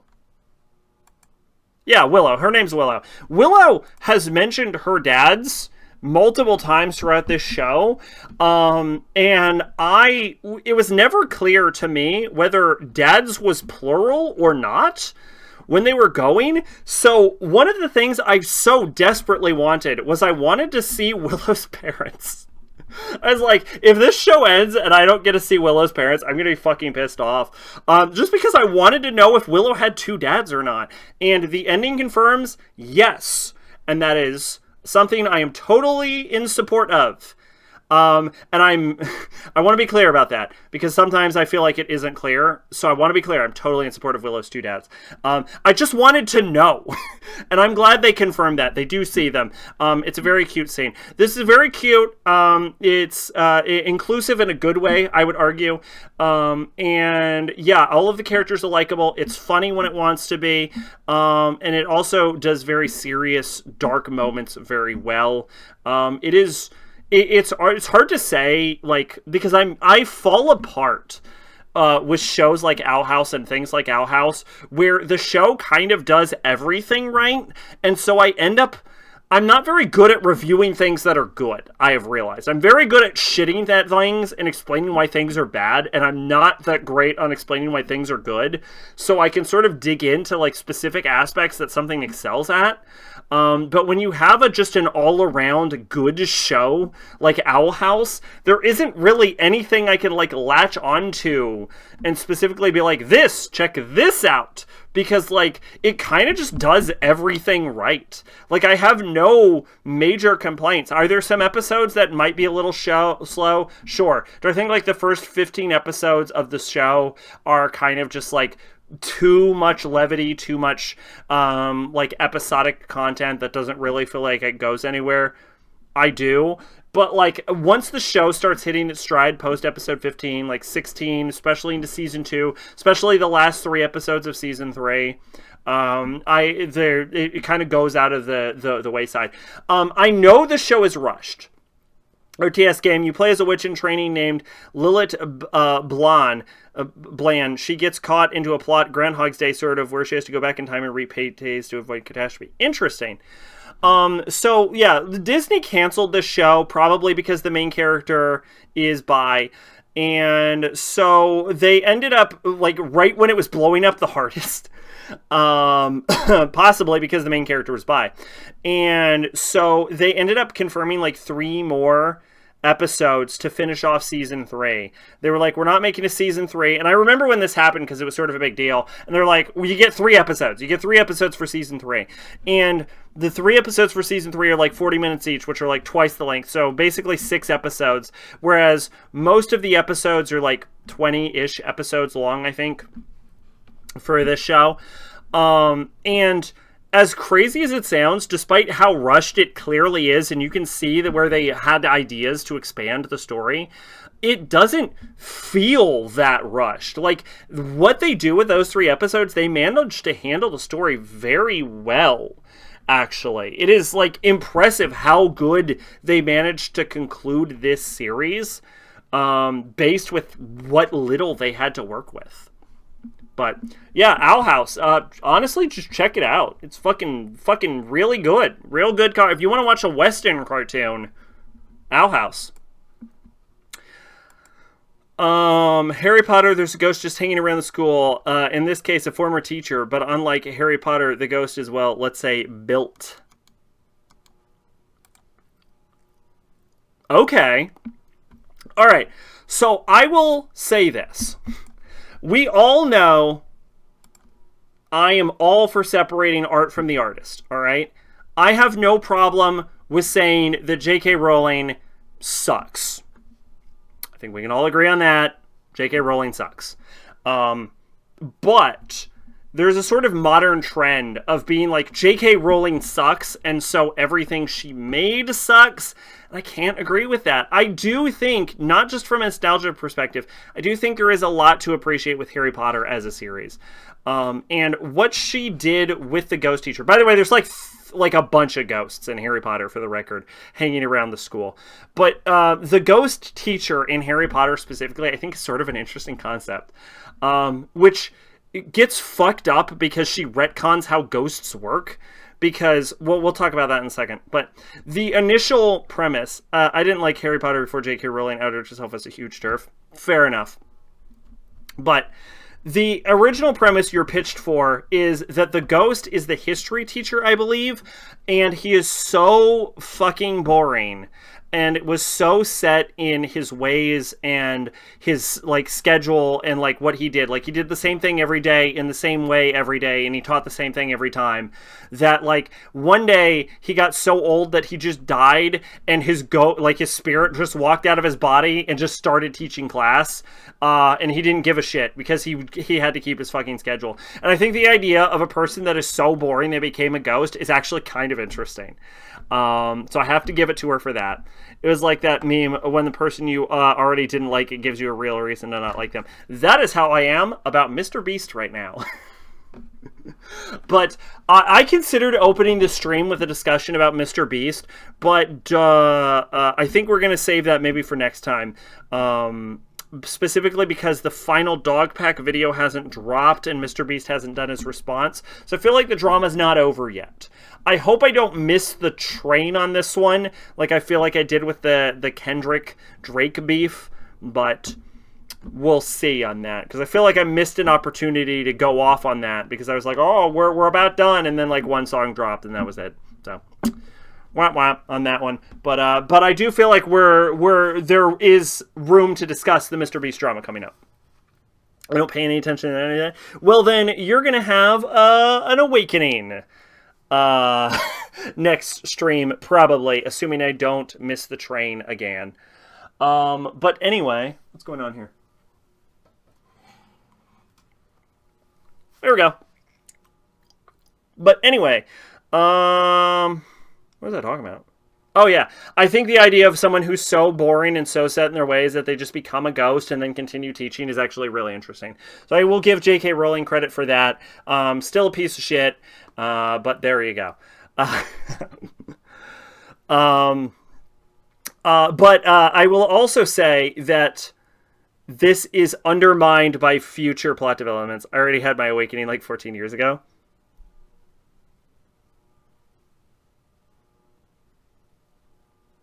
I don't remember what I said in relation to that. You mean a different awakening, right? I don't remember what I said, mate. I'm sure your joke killed, but I will also remind you I am drinking alcohol this entire stream.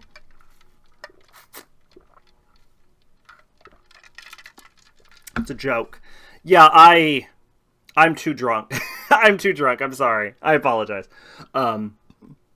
But anyway, in the... you said I'd have an awakening next podcast when you talk about Mr. Beast. Oh, okay. Okay. I thought that's might have what it related to. Yes. I would say clearly that I meant an awakening as related to Mr. Beast, but I know you know that. But I will clarify for anyone, I guess, who didn't know that and might be watching this as a VOD or something.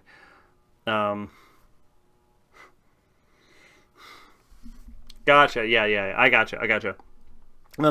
Anyway, the 7th Harry Potter book. Not the 5th Harry Potter book, maybe. It's either the 5th or 6th Harry Potter book where Harry talks to Nearly Headless Nick, who is another ghost who lives in the castle, and asks if Sirius Black could become a ghost because his godfather Sirius had died in the Ministry of Magic when he got shoved through a death portal. There is like literally no other way to describe what happened to Sirius Black. He got blasted through a portal that quite literally leads to the afterlife. This motherfucker is the most dead a person could possibly be. This motherfucker could not be more dead. They took him and physically placed him into death. So anyway, after Sirius Black fucking dies in book 5, that one is in book 5. I'm very confident of that. Harry talks to like Nearly Headless Nick and is like, hey, could he like become a ghost? And Nicholas Flamel's like, no, you gotta do some magic bullshit to become a ghost, and I seriously don't think your godfather did some magic bullshit to become a ghost. And Harry's like, well, darn, I was really hoping I would see my godfather as a fucking ghost. And like the revelation in that book, whether it was like 5 or early book 6, that in order to become a ghost you have to do some magic bullshit, kind of undermines the idea that's introduced in book 1 that the history teacher became a ghost because he was super boring. Like, because like, I understand if, like, that's the theory among the students, but the implication retroactively becomes that the history teacher in Harry Potter actually became a ghost because he wanted to become a ghost because he was really insistent on teaching kids history. And I guess that adds a bit to his characterization, but it's also a less interesting concept for a character who is, let's be real, not a real character and shows up in, like, a handful of scenes and never really has any major impact on the plot at any given point. So I think keeping him as a ghost that's just super boring, I think is like a level of detail that, like, is not necessary. I think that's sort of a problem with Harry Potter as a narrative, is like, as it goes, it slowly undermines itself. Not to the point that I think it actually becomes bad. I do think there's a lot of interesting ideas that go in there. And I think down the line, I think people will be able to better analyze the pros and cons of Harry Potter's story and J.K. Rowling, probably after she dies. Not that I'm saying I want J.K. Rowling to die, or that she should die, or that anyone should kill J.K. Rowling. I'm not saying any of that. Don't misinterpret me. But inevitably, it will happen. And so I will say after she dies, I think people will be better able to divorce themselves from her controversial opinions and will be able to better examine it as a media. And I think there is a lot to appreciate in Harry Potter. I think there's a lot to detract from it. I think there's a lot of pros and a lot of cons, and I would like to see an actual intelligent discussion, which I do not think will be possible while J.K. Rowling is alive and owns a Twitter and is slandering, I want to say, Israeli women during their Olympic boxing performances. You ever heard of trans wizard Harriet Porter and the bad boy Parasaurolophilus, an adult romance novel by Chuck Tingle? I have read every title of every novel written by Chuck Tingle. So probably. But have I ever read it, or do I know anything about it? No. Oh, I am very aware of Chuck Tingle. I am very aware of Chuck Tingle. But like, I've read one book by him. Chuck Tingle is so goddamn prolific as an author. He makes so many novels so quickly that, like, I would not be able to tell one Chuck Tingle novel from another Chuck Tingle novel. Is kind of the problem with Chuck Tingle. Anyway, Owl House, watch it. I guess. The moral of the story is watch Owl House. Watch Owl House if you want a story that I would probably argue is probably not as good as Harry Potter, but definitely more socially acceptable and definitely more inclusive.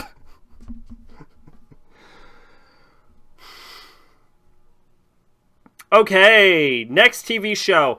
I watched Amphibia. Yeah, so I was jonesing off of the Owl House so hard that I kept wanting more Owl House, but I ran out of Owl House. As you do when you watch the final episode of Owl House. Oh, by the way, I also watched, like, the final episode of Gravity Falls, which I've been putting off for several years. It was fine. I don't have anything great about it. Oh, one more thing about Owl House. Its possibility of getting a sequel is not non-existent. I guess I'll snap back to Owl House real quick. Is not non-existent. And the creators have said that they would be interested in a prequel. But I don't think the odds of an Owl House sequel are very likely. So, there we go.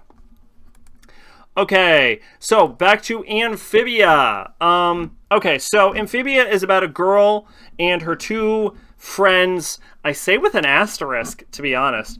Not that I don't think they're friends by the end of it, but...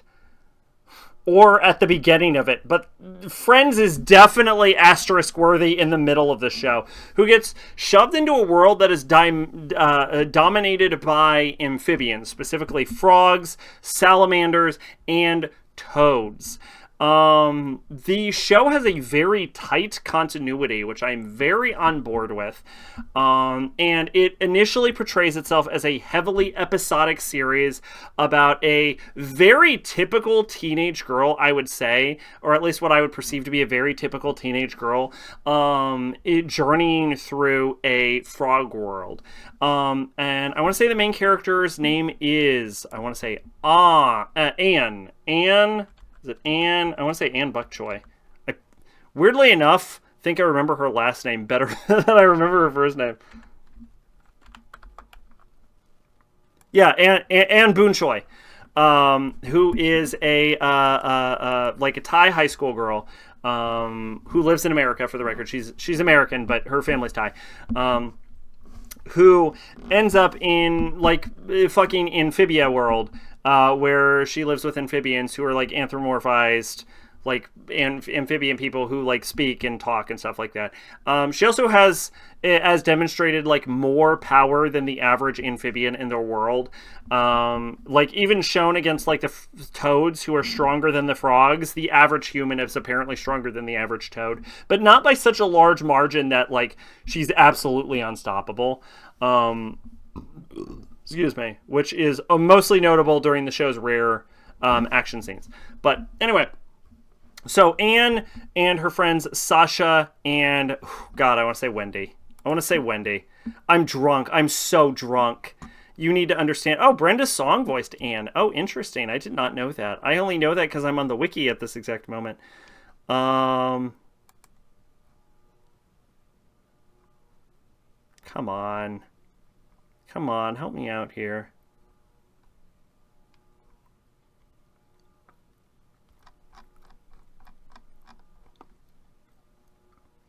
Marcy. I don't know why I got Wendy. Marcy and Sasha.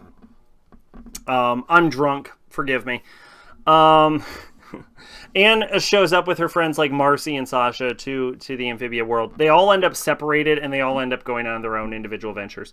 And yeah, it's very episodic at the beginning, and it seems like nothing has to do with anything. But a vast majority of even the beginning, more comedically leaned episodes at the beginning end up tying back into the finale and the plot of the third season. And if I have to give Amphibia any credit, it is that it manages to make basically every episode, not necessarily, I want to say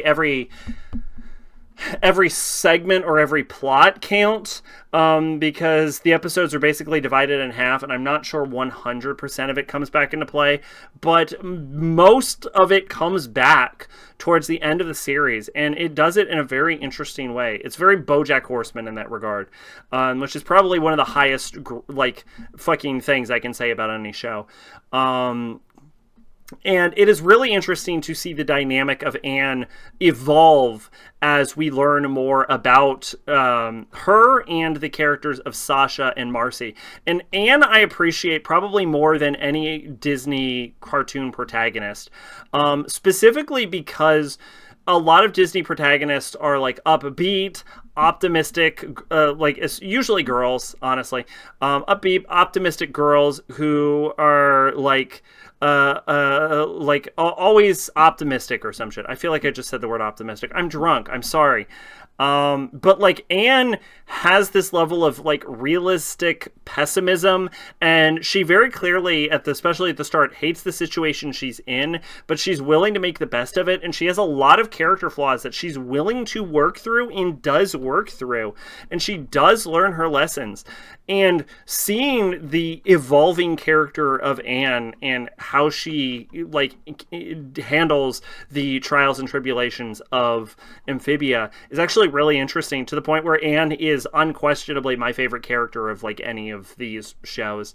I very much appreciate her as a protagonist. I think she is probably a gold standard protagonist. I think if you're trying to write a protagonist, you should probably look to Anne Boon Choi, to be honest. I think she is actually that good as a main character.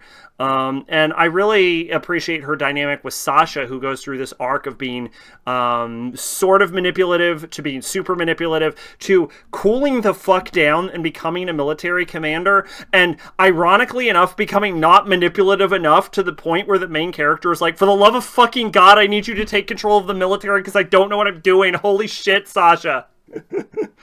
And I think this sort of reluctance and acknowledgments of her flaws is also a really interesting aspect for Sasha, especially, who might be my favorite character in the show, actually, where she evolved from unquestionably a very manipulative person to someone who is afraid of her own inherent issues and personality flaws and is desperately trying to push the weight of command away from herself so she doesn't become the bad person she was in the past, where ironically it is conflicted with the fact that you absolutely need her to be that person in certain scenarios.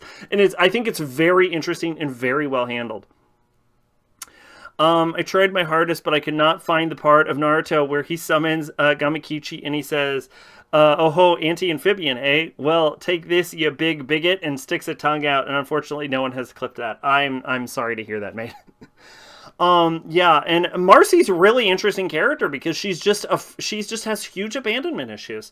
And what actually inspired me to watch, so Owl House I was inspired to watch specifically because of the clips and the controversy of the show getting canceled. And people are being like, but it's so good. And then I saw clips from it and I'm like, oh, it looks so good. But Amphibia, I was specifically inspired to watch from the season 2 finale, where Marcy gets fucking stabbed. And I'm like, holy shit. How is this a Disney show? And you really ride that throughout the whole thing. I know a lot of people say that season 3 gets weaker, and that season 2 is the best of Amphibia, and I'm going to say something so very controversial. I found season 2 to be my least favorite season of Amphibia, and season 3 was easily my favorite. So I actually think what Amphibia does that a lot of Disney cartoons that I have seen, such as Owl House, but also Gravity Falls and Star vs. the Force of Evil, for example, do is that I genuinely find Amphibia funny as shit, dude. Even in the basic episodes that don't seem to connect to anything, the more episodic episodes, Amphibia had me cracking the fuck up the entire time. This show is genuinely hilarious, and it can also do serious, and it can also do dark and gritty. It is, and it does very good character work also. I will say that I think the episodicness of certain parts of the show probably detract from it, and I think it's runs through plot lines a little quickly. But I will say that also this one was never canceled. This is one of the few Disney shows I've seen that was not actually canceled, crazy enough. It just ends naturally. But yeah, I think Amphibia manages to handle itself and what it does very well. I will say, overall, I actually believe Owl House is better than Amphibia. If I were to recommend one or the other, I would actually recommend Owl House. But, and I will say Owl House left a more lasting impact on me, but Amphibia as a show, I think has higher moments for it. There are moments of Amphibia that stick out in my mind that I still come back to, and I watched this a month ago, specifically the season 1 finale where Sasha lets go of Anne's hand at the end. Holy shit. My only problem with that scene is I wish it lingered a little bit longer. Which is a crazy scene, and the soundtrack on that is nuts, because they licensed a song for it, because apparently they went under budget, and I've never heard of a show going under budget in my life. That is hilarious to me. But yeah, Amphibia is a fucking banger-ass show, and I highly recommend it, and I highly recommend Owl House. So, there you go.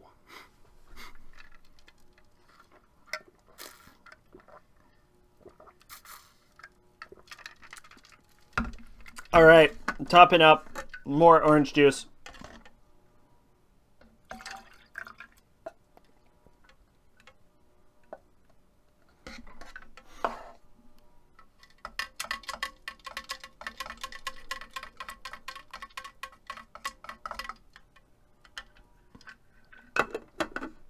Y'all, I am fucking plastered.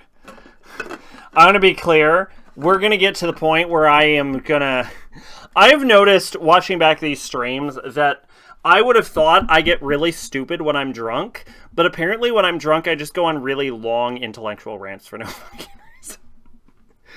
That are occasionally coherent. Alright, moving on.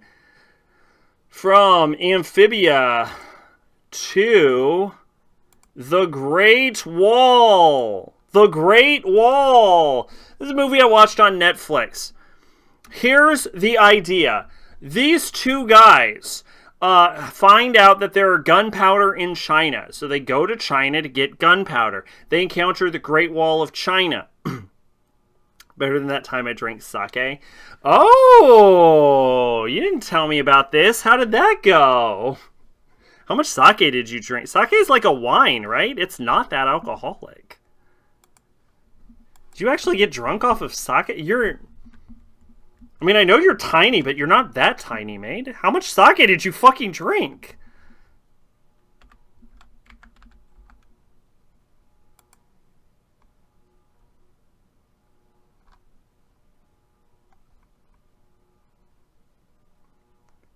$15 to $16.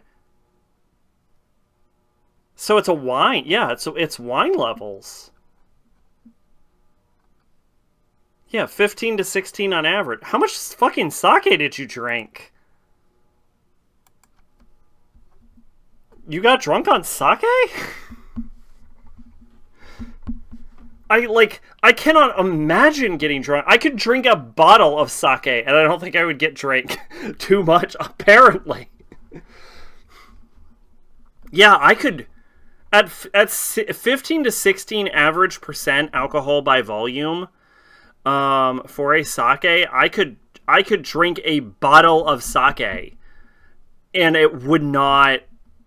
I mean, I'd be drunk, but like it really wouldn't be that bad. Like wow. You need to do more liver workouts. I don't know how you work out your liver, but work out your liver more. Damn. Anyway, what the fuck was that? Oh yeah, so these two guys go to China to steal gunpowder, and then they find the Great Wall of China, and then they have a bunch of like soldiers there who like descend from the walls. The people who descend from the walls are all women.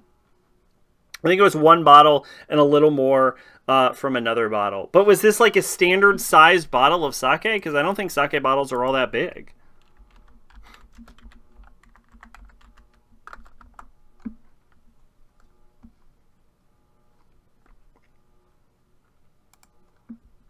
Was it like the little white sake bottles, or was this like a wine-sized bottle? Because if you drink a wine-sized bottle of sake, that makes total sense.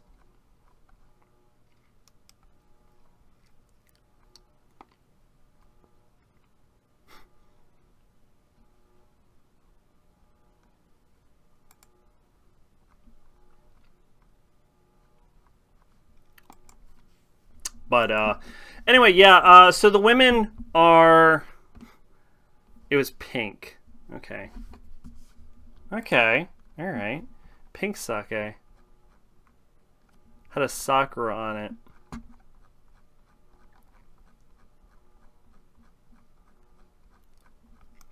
I'm gonna write sake bottle. I'm gonna write cherry blossom.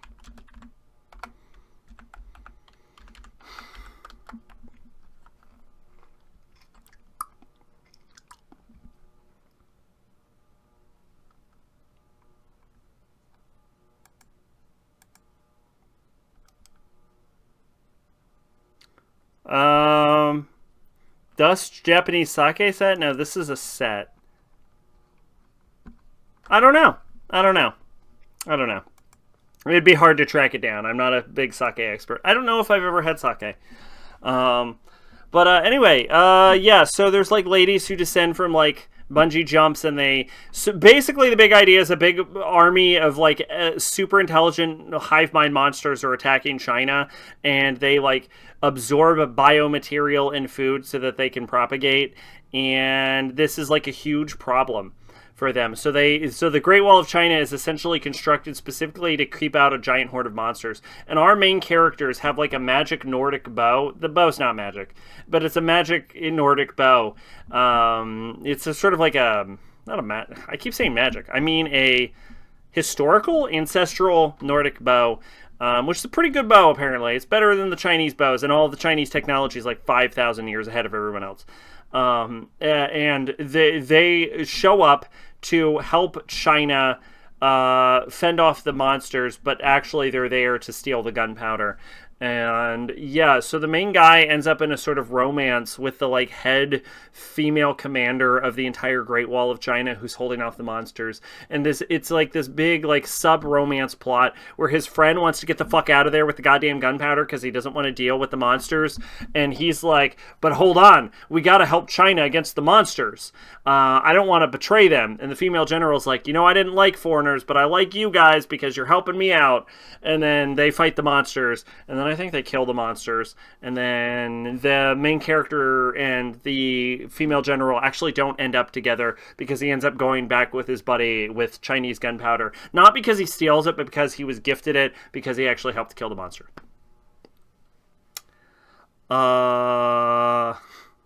As for what happened afterwards, I went on a rant describing Hannibal Holocaust. That's actually helpful, I think, because if you get drunk, I've only drunk twice, and I've gotten drunk both times. If you get drunk, it is helpful to know what kind of drunk you are. So there's basically 3 kinds of drunk. There's angry drunks, sad drunks, and happy drunks. And I think it's sort of important to know how I think the alcohol affects your system. Excuse me. So you know in what scenario is it appropriate for you to drink, for example. Excuse me. So, for example, if you're at a person's birthday party, and it's like, hey, we're gonna have a good time, and you're like, oh, I'm a sad drunk though.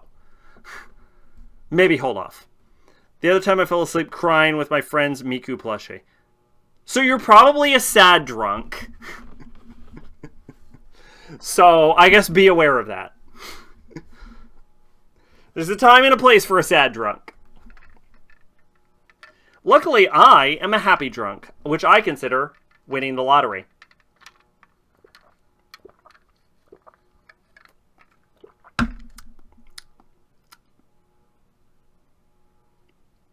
I can't taste that. That's not good. Are the words I'm saying English? Am I speaking English?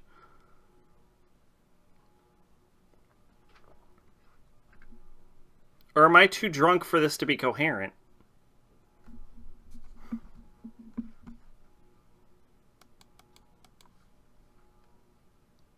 Extra made from fresh ginger. Great ginger beer reads all natural extra. 100% more ginger than original. That is the most insane bottle I've ever seen in my life.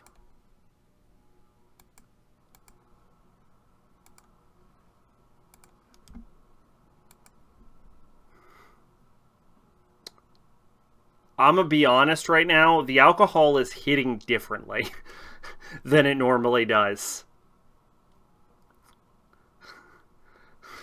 My brain is misfiring right now. I don't feel that drunk, but like my brain is going like normally it feels like my brain moves slower. But right now it feels like a car backfiring. Like I'm going at the same speed, but it's just not, something's going backward in my head. Read this. Lanfear Pwilog Wig. Is this the name of that really long Welsh city? Lanfear Pwilog Garagwachwal Urnir Bro Bewalentio Silogagogagach. I said that wrong, for the record. Apparently, if you're a native Welsh speaker, it is not that hard to say. As it turns out. I know in Trash Taste, at one point they like asked Connor about that city, and he just says it no problem. And they're like, "What the shit?" And he's like, "Yeah, it's sort of like a Welsh rite of passage to just be able to say that." And I'm like, "Oh, okay." Refuse to believe Welsh is a real language.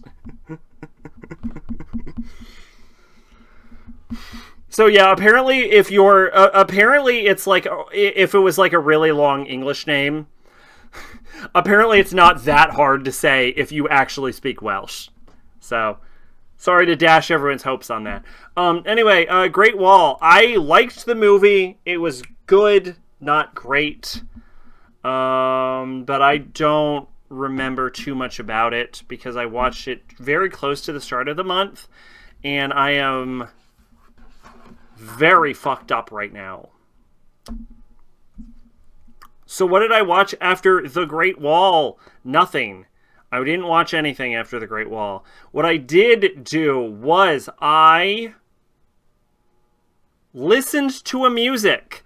I listened to Eminem's Encore. Now, there is so much Eminem music that I don't fully remember what was in Encore, so I have over here a list of every song on Encore. Curtains Up, which is probably a skit. Evil Deeds, which I remember not being a very good song. Never Enough, which I remember being okay. Yellow Brick Road, which I think was okay. Like Toy Soldier, that's one of the singles. I know Toy Soldier is a very famous song, but to be honest, I never really liked it. I think the intention behind it is good, but it was never really my vibe. Mosh, I barely remember that song. I remember it wasn't very good. Puke was terrible. I'll talk about that in a second. My First Single, I've liked in the past, but give me a second on that. Paul Skit, Rain Man, I barely remember the song. Big Meanie, it was bad. M Calls Paul, who cares? Just Lose It, that's a good song. Ass Like That song sucks. Spend Some Time, don't remember it. Mockingbird, one of Eminem's best songs, Mockingbird. Crazy in Love, that's okay. One Shot, Two Shot, barely remember it. Final Thought, that's a skit. And then Encore / Curtains Crashing Down, which I think was pretty good.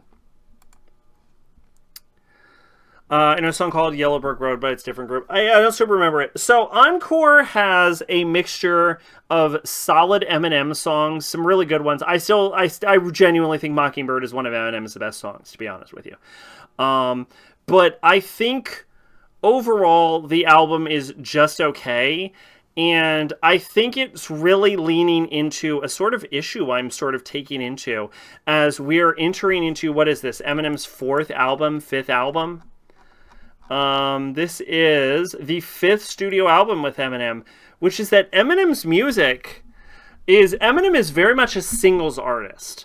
As I'm going through this, he's not an albums artist. And as I have decided to journey further into rap and music as a medium, I have discovered that when you listen to an entire album, being an albums artist kind of does feel like being a higher tier of musician. Like, if you're able to put together a cohesive album, I kind of value that more than being able to put together a very good set of single songs. And undeniably, Eminem can put together some very strong singles. But when you ask him to put a bunch of songs together to create a single cohesive, like, piece of music, like a single cohesive, like art piece, he seems to flounder at it really fucking hard. And it's actually insane because, like, I used to think like Eminem was sort of like the greatest rapper ever, but like seeing how hard it is for Eminem to put together a single functional album that isn't fucking terrible is really sort of making me lose respect for him as an artist. I think he's probably the best technical rapper on a purely technical level, but the inability to put together a solid album is like a really big detraction point I am finding. And I do not think that Encore is a different experience than that. And even going into his 5th album, with songs like Puke specifically, I still find myself in a scenario where he will not stop talking about Kim. We are 5 albums in to Eminem's career, and he is still shitting on Kim. And it's still like, Kim sucks and I hate you. And it's like, shut the fuck up about Kim. I don't give a fuck anymore. It was like I said, like last review, where it's like, M's approach is to talk about how much he hates Kim, and there's something to be said about a musician being musically honest. But the issue we're starting to run into very quickly, we'd already run into, in fact, at this point, by album 5, is that he is not explaining his perspective. He's just being like, Kim's a bitch, Kim's a slut, I hate Kim, I wish Kim was dead. And he is not explaining his stance on Kim very well. Like a competent musician singing songs about this topic would explain why Kim sucks. And I should be coming away with why I should be coming away not liking Kim if he is doing his job. And instead, I just come away with, most of the time, wow, M really doesn't like Kim. And as it's going into the 5th album, I'm coming away with, wow, I wish M would stop fucking talking about Kim. He isn't even saying anything new. He just makes a bunch of potty sounds and puke. It's like, it's not even like sonically interesting. It's just boring at this point. Fucking talk about another subject or add some sort of nuance to it. It is so fucking terrible. There's a podcast called Your Favorite Band Sucks. No, I will not say the show does have a satirical edge. They will trash bands they recommend in one episode or wear their shirts in another. But they have 4 episodes about Eminem. If you're interested, I'll leave you in the Discord. Okay. It's like, on a sheer... Eminem is a fantastic singles artist, and he is probably the greatest technical rapper who has ever lived. But you cannot ask him to put together a cohesive album. It is fucking garbage. It is just a random assortment of fucking songs where he's just like, I hate Kim, and I'm like, say something about that. Like, bring the level of hatred you have for Kim and bring that together with your sort of like musical talents and technical artistry, and then make a statement. Don't tell me you hate Tim. Tell me why I should hate Kim. Make a sort of like pathos emotional appeal. What the fuck is... Oh my god, I am so... And it is just juvenile potty sounds, and that is a lot of the albums. It's like, here's a gay joke, here's a fucking potty sound, here's a fucking diarrhea thing. It's like listening to a song comprised by middle schoolers who's really bitter about his ex, but like they just broke up because his ex got bored of him. Like he feels and comes across like a fucking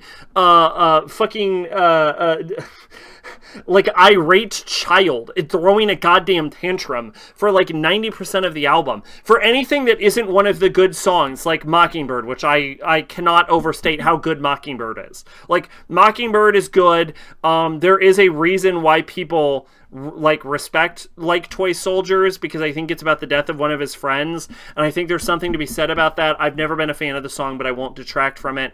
So I think there is something to be said about that. And Just Lose It's just a fun poke at Michael Jackson, if I'm being honest with you, which I think we need more pokes at Michael Jackson, because people are sucking Michael Jackson's dick a little too hard nowadays, and I think we're all forgetting the child molestation accusations. The alleged child molestation... Actually, I guess there's nothing alleged about the accusations, but anyway.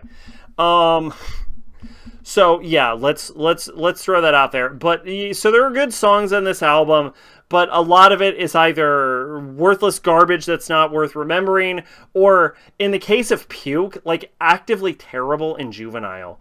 And like I said, I used to really like My First Single just because it like sounds good is the thing. But like when you dig into the lyrical content, it is fucking trash.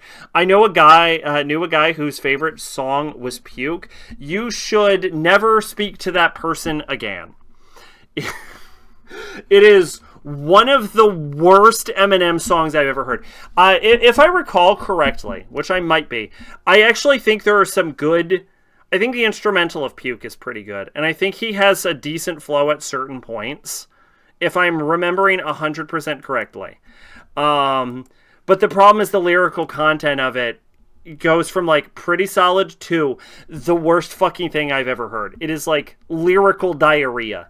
And a lot of the album delves into that, and a lot of Eminem's albums delve into that. Like, people will talk about like Marshall Mathers LP1 being like one of the greatest rap albums, and it has the same fucking problems with Encore. And I think part of the reason Encore gets mixed reviews is because once you get 5 albums into Eminem, you start to realize that this motherfucker will not stop talking about the same goddamn 3 subjects.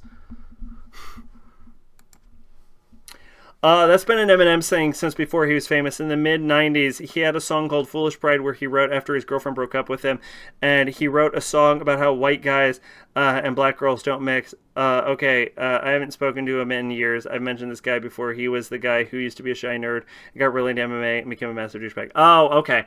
I will say this.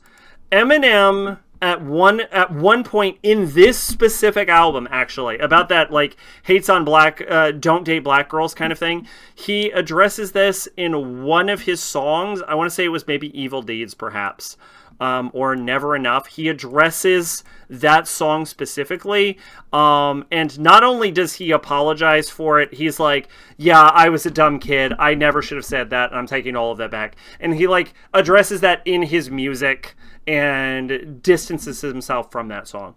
So I will say that, like, he has actively worked to apparently learn from the mistakes that he made when he made Foolish Pride. So in this album specifically, it's actually ironic you bring that up. I don't mean ironic, I mean coincidental. I'm drunk. How much booze do I got left? Because we can't end the stream until I'm out of booze.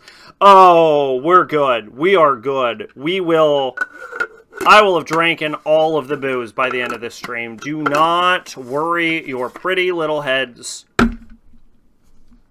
Was that it? Eminem Encore? Oh yeah, it's not good. It's not a good album. There are some good songs, but it's a bad album. I'll clarify, the only Eminem album I've ever heard all the way was the Slim Shady LP. Yeah. Was that the one right before this? The one right before this had a lot of bang-ass songs on it, and I think my main complaint was I would heard them all too much to care about what was happening.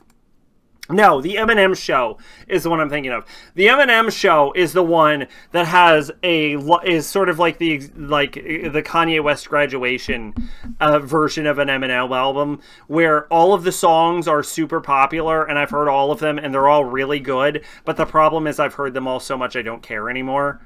That's the Eminem Show. Slim Shady LP was, I don't know, I did a review on it at one point.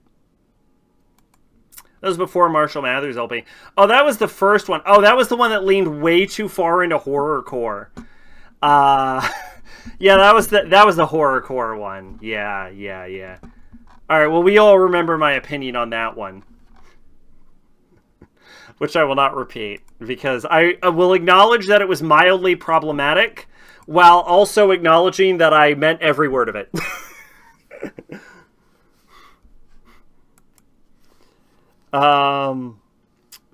Brings what up? Clarify, the Eminem Show I've heard all the way through was Slim Shady LP. Oh, the sort of graduation issue where all of the songs are so popular that, like, when they come together as a whole album, you're sort of tired of hearing. Oh, the horrorcore thing. Yeah. It really doesn't play well. Yeah, the horrorcore album, if I remember from, like, Slim Shady LP, was that it was like a horrorcore album, but, like, again, it's a whole album of hating on Kim and wanting to kill Kim, and it comes from a sort of ungenuine place. Like, I believe that Eminem has problems with Kim, but like I said during my original review, it mostly is designed to operate off shock value, which does not exist because Eminem has not killed Kim. And as I said in my original review, I do not believe Eminem should kill Kim. But we do exist in a world where there are like drill artists, like I want to say, I want to call the guy King Vosh, for example, who have sung songs about people they have just like actually straight up murdered. And so the horrorcore elements of like being like, oh, I'm going to chop her up into pieces are devalued by the fact that as a society, we've sort of become jaded to this sort of talk to such an extent, and in part because there, as bad as Eminem pretends to be, there are unfortunately, and I want to be clear about this is an unfortunate thing, people who are actually that bad, who have done it and have gone on to make songs about it. And so I can't take the Slim Shady LP seriously, and so it just feels like an album full of nothing. They mentioned that in the early 90s, Insane Clown Posse released their second album, and it went platinum despite being an indie self-published record because the success of others in Detroit immediately switched to horrorcore. Oh, I did not know that. I would not mind getting a little more into Insane Clown Posse. I think Insane Clown Posse's whole aesthetic, man, it makes them get a little bit of like a bad rap. But I've never actually heard an Insane Clown Posse song I have not liked. That, granted, I haven't deep dived into them, and I've only heard like one or two songs or something. But like, I vibed with some ICP before, and I wouldn't hate. Excuse me. I wouldn't hate to explore more. Horrorcore rapper Big Lurch killed his roommate and ate her lung. Yeah, see? Okay. Yeah, okay. That's the exact kind of point I'm making, though, with, like, Slim Shady LP, right? So, like, M will be like, yeah, I'm gonna kill my ex and I'm gonna put her in her trunk. And then you have, like, Big Lurch who's like, yeah, I killed my ex and I ate her fucking lungs. And then he gets arrested and is like, oh, yeah, rapper Big Lurch killed his roommate and ate her fucking lungs. Like... Like, it kind of makes Eminem seem like a fucking goober, doesn't it? And again, I'm not, like, applauding Big Lurch or, like, King Vosh or any of those rappers that actually walk the fucking walk. I don't think you should walk the walk. But what I'm saying is, it would be preferable, and I think you could make better music if you don't go these horrorcore routes, if you're not doing what you say you're doing. And there's a sort of, like, horrorcore as a genre has been ruined, I will say, specifically because there are people who walk the walk. I will say, I think things like Slim Shady LP would be more effective if there were not people like Big Lurch and fucking King Vosh who are like, yeah, I killed 12 people. That's my gimmick. That's what I'm singing about. I killed 12 people. And I really did it. And here's how I did it. And here's where the body is. And then you find out that they really did it. And here's how they did it. And there's where the fucking body is. And so when Eminem goes off on, like, Kim, and it's like, I'm going to kill Kim. And it's like, no, you're not, Em. Shut the fuck up. Like, if those people didn't exist, and I'm not applauding them, and I don't think they should have done it. I'm condemning them, in fact. But they have ruined the genre because there are people in the genre who actually do it. And so when you hear it from someone who is not being genuine and is just venting, it doesn't hit the same. Or play with a horror aesthetic. Like, if you're intentionally over the top, you avoid the problem. I fail to imagine how over the top you can be. Controversially, that's why I consider Tupac's persona performance art. He was a theater kid. Thanks for the ad, Twitch. I'll wait for the ad to end. Zach, you look deflated. I was waiting for the ad to end. Yeah, Tupac. Tupac is very much like Eminem. I know Eminem took some inspiration from Tupac, and I think that's very apparent because Tupac was also... and I can say this because I went through all of his non-posthumous, except for Don Kilminati, which was barely posthumous, albums on stream. And Tupac as an artist was also very similar to Eminem, and it's very obvious that M took inspiration from Tupac because Tupac was also very much a singles artist who had a lot of strong single work, but when required to put his shit into an album, fucking falters. And that is why I actually think Tupac's first album is probably his strongest as an album, specifically because Tupacalypse Now was the one with the strongest overarching theme. Now, was that overarching theme, I would argue, controversial, which was, we should kill all white people? Yes, I do think that perhaps went too far. But at the very least, there was some personality and there was a cohesive theme and motif to the album. So some musicians really do benefit from his greatest hits album. I guarantee you, like, Tupac and Eminem are, like, greatest hits album people. Like, where the singles come together and you're like, ooh, I'm snapping all of that. But, like, as a cohesive album, these are not album artists. And that is, I will say, the primary issue I am dealing with Encore. How long is the album? How long is the album? It depends if I can get it in a single walk. If I can do it in one walk or one extended walk, I might listen to it. 5611. Ooh, that is... What genre is it? Is it rap or hip hop or something? I also need to know the genre. What's the genre? What am I dealing with?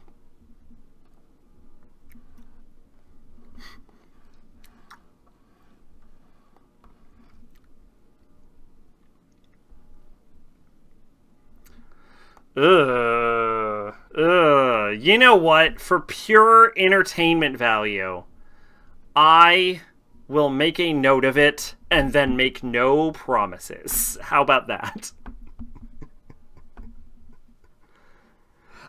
We all know if I actually get the time to do it, I will commit fully.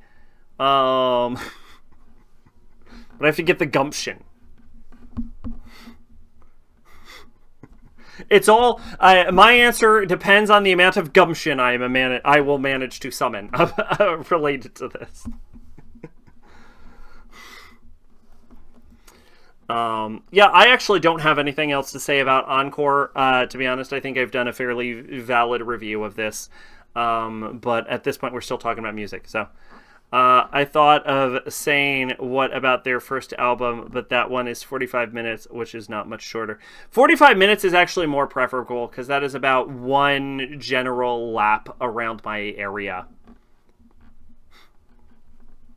Like 45 minutes is basically the exact amount of time it takes me to do one lap around my locale. So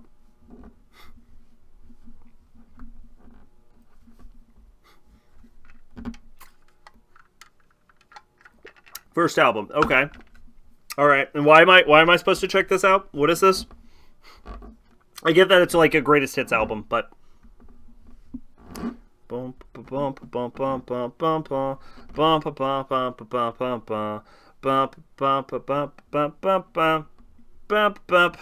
okay. Yeah. I will attempt to. Oh, this is a studio album. Okay. I will attempt to summon the appropriate amount of gumption. The main reason we are still on Encore, and I have not switched to the final-ish topic of the night, is specifically because we're still talking music, and it didn't seem appropriate. Also, it would be so much editing on the next topic, because I have to place it in two places. Do you want it linked? Yeah, if you want to do it... Or just the title. If you want to do it, actually, I would recommend placing it on Discord. And then I can place that onto my secret channel at some point. And then I will check that out. I will make like a note of it one of these days nearby. And I will check that out. Provided I can actually find it. I will tell you how viable it is. In a moment. What is the title actually? That is beneficial. What was I doing? I was drinking more alcohol.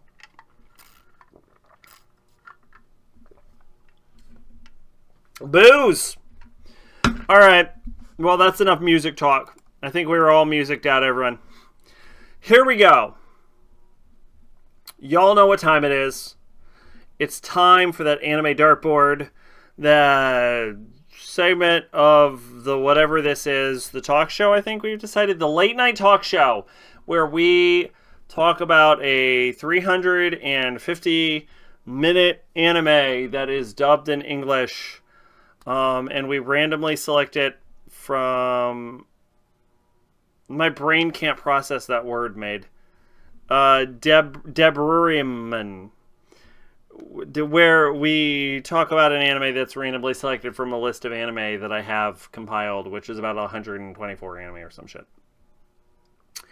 And this time, the last dart selected is Devilman The Birth, which is, I want to say, an 80s or 90s Devilman OVA, which is adapting the original Devilman, which I think is more faithful to the comics, but was brought up last time as still being relatively localized at the time it came out, so it's not 100% faithful, but that's okay. Now, obviously, you were supposed to have watched Devilman The Birth, and also it was created by the legendary Go Nagai, so you should probably know what this was anyway. So... I remember I had things to talk about specifically about this OVA. You have it on Blu-ray. Nice. I remember I had things specifically to talk about this OVA, and I was like, you better bring this up, because I also watched the sequel to this OVA, and then I already reviewed that, and that video is already out. And I mentioned the things that I was planning to mention in this review in that sequel, which will be out Wednesday if you're watching this in VOD form. You gave it a 4. Oh, no, I remember not liking it, and I remember why I didn't like it. I just didn't remember what specific things I wanted to bring up about it. Because I do know what I don't like about it.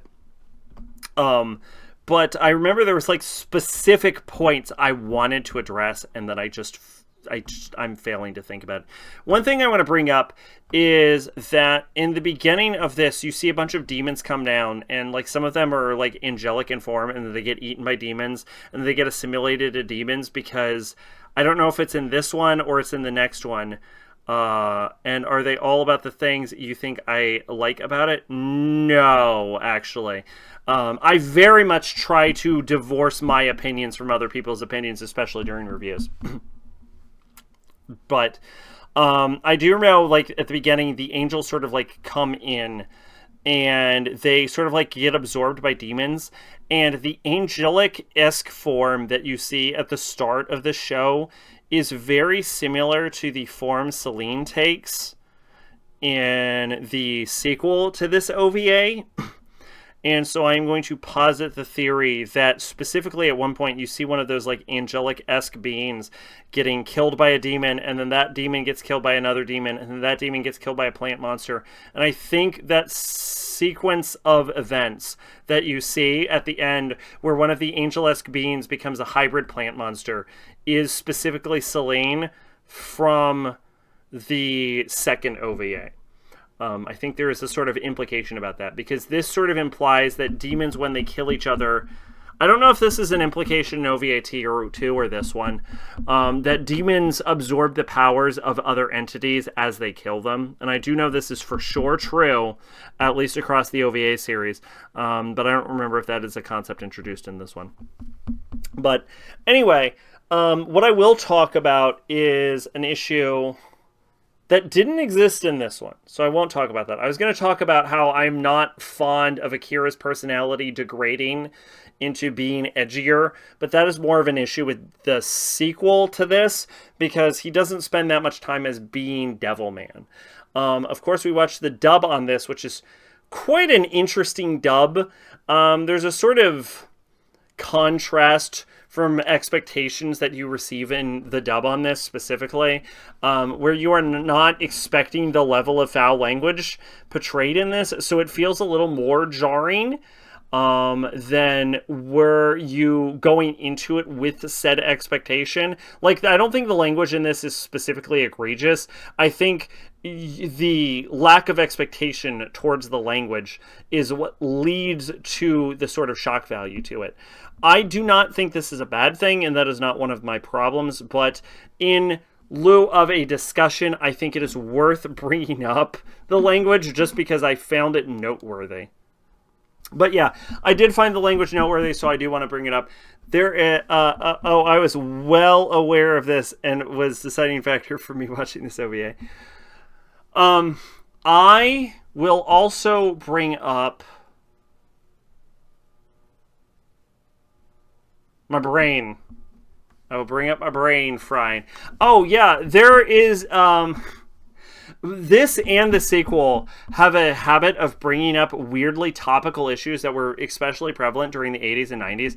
There is a weird environmental tinge to this OVA. In that the fact that the demons are coming forth has to directly relates to global warming.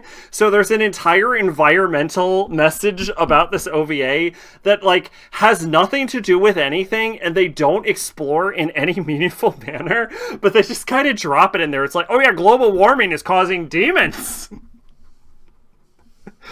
The manga had similar discussions about the Vietnam War. So it was a pretty faithful adaptation. They just sort of modernized it a little bit more.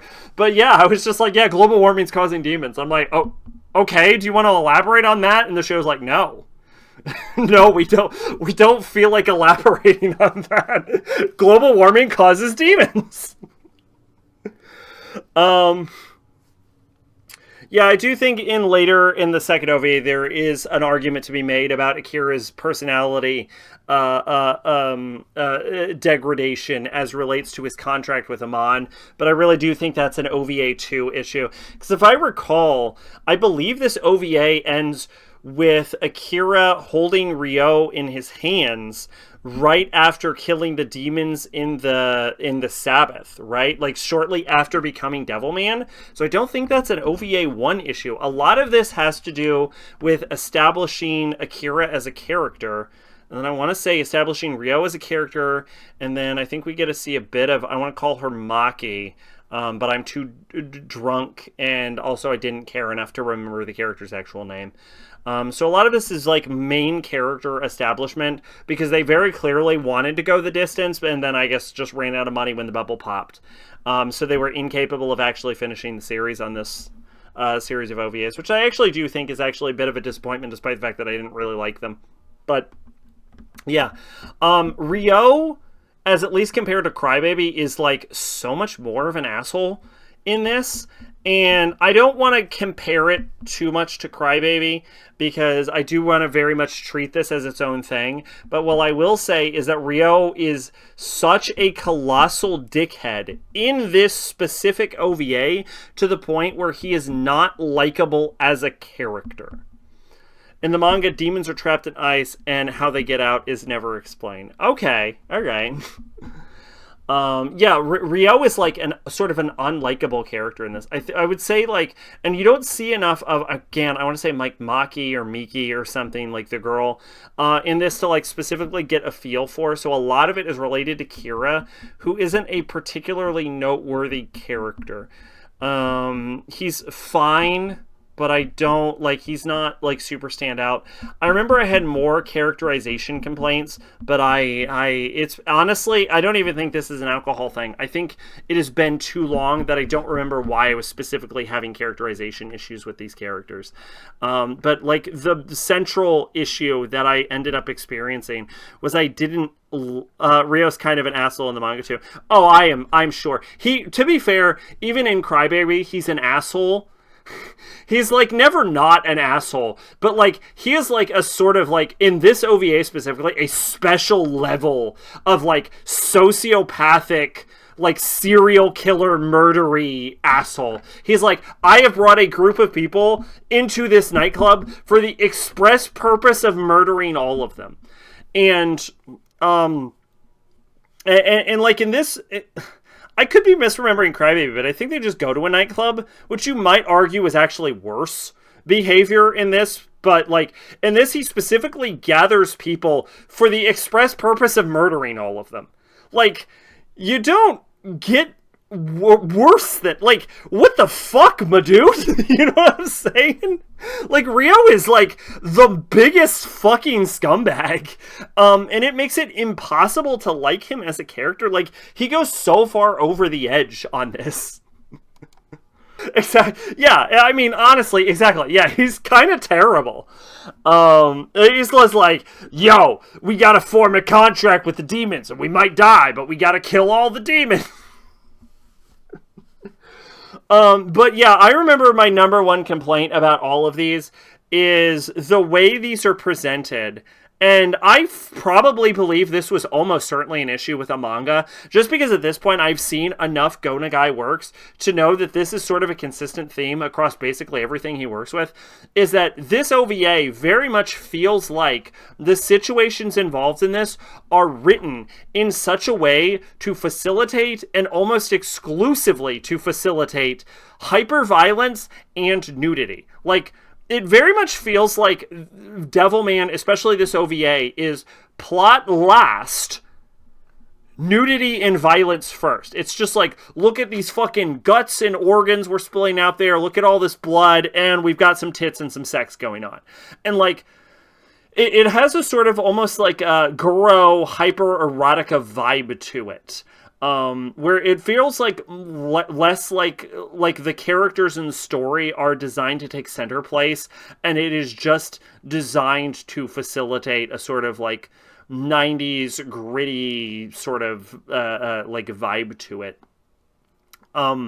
And I understand that there is a market for that, but I do not think it is in any great surprise that a story that is willfully seeming to put its story on its back burner and is willfully making unlikable characters and not exploring the plot points and themes and motifs it is bringing up so that it can specifically forefront hyper-violence and nudity, of which very clearly I have no problem with, but specifically just so it can forefront those specific themes and are using those and occasionally animation quality as its main selling points is something that I am not fond of. I don't think that would surprise anyone who has watched my reviews for any appreciable amount of time, that backburnering plot in favor of tits and violence is not something I vibe with. In the manga, they go to Ryo's basement, and inside a 70s rock band and a bunch of hippies dancing, doing drugs, and fucking. And Ryo says he's laced everything there with drugs because demons are attracted to sin, and he says that none of the people there will be missed. I mean, Go Nagai wrote fucking Violence Jack. Yeah, no, I mean, I have seen enough Go Nagai stuff, enough Go Nagai anime, that I fully believe in the amount of, like, I have not read the manga, but I am confident in the authenticity of this. Like, this is exactly Go Nagai's vibe. He very much forefronts sexuality and violence in a lot of his stuff, but that doesn't mean I have to like it. Which is a Devilman sequel somehow. And that is, I think, a very, like, I don't think I need to go into more details than that. I think that really does explain the issues I was feeling with this OVA. I have, and it's on my favorites list. I think that really, like, explain, like, I don't think anyone would be shocked necessarily that I did not enjoy this, and especially with, like, the reasoning I've presented, because we all know I am the opposite of this. I don't care. I don't have a problem with tits and violence. You can have as much sex and violence and even sexual violence as you want, as long as you're handling it narratively well, and as long as the story is narrative and plot and character focused. You can go as hard as you fucking want. I have a threshold for violence and sex and sexual violence that is way past the most people. You can go way harder than this OVA actually goes, as long as you have characters and story to back it up. And the problem is it doesn't. So it ends up feeling very shallow and very flat to me. Which feels very much Go Nagai style, because that is how Go Nagai vibes. Like he's very inspirational, but he's very much, I was one of the first people to do it, and so I don't go that hard with it. In the manga, Akira establishes Devilman Core after he meets a girl whose boobs shoot acid. Amid saves her from the lab. After time skip, humanity is all dead, and all that's left is Devilman and the demons, and then it ends the way it infamously ended. Yeah, I don't hate the ending to Devilman. I think, like, I don't hate the ending to Devilman. I think the ending to Devilman is fine. I think, excuse me, if you want to go all in on the gritty, like, death, like, despair, depression angle of it, I think that's totally valid. But I do think that the OVA specifically ends up coming off very, very shallow in that regard, and I would have loved to see more time spent on the characters and the story before we get into the whole Devilman aspect. I would have, or at least like further explore the fucking global warming themes, which don't even come back up in the sequel, even if we're being totally honest with ourselves. Demons love blood. There's another key that the Black Mass taught me. Yeah, blood!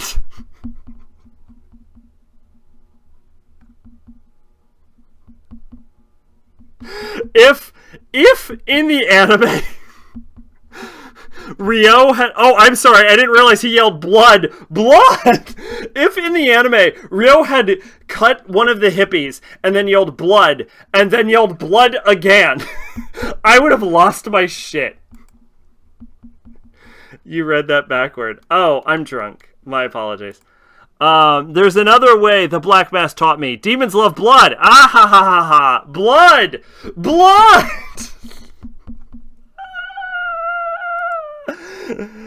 Oh, fun fact, one volume of the manga was released in English in the early 80s. Interesting. And then got discontinued because it was the 80s and you can't have anything that openly satanic.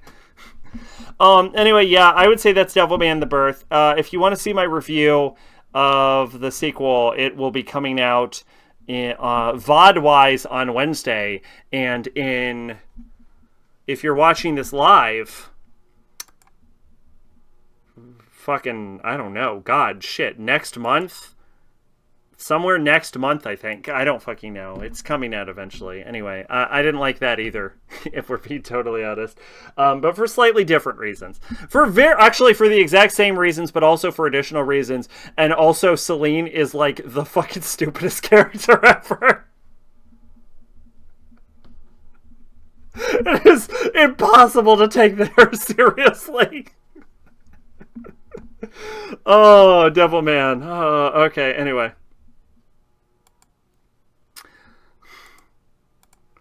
Alright, what do we got? Alright, here we go. Shuffle. Alright, now to be very clear, I have not necessarily... I think there is some anime on this that I've actually ended up seeing and I've not cleared yet.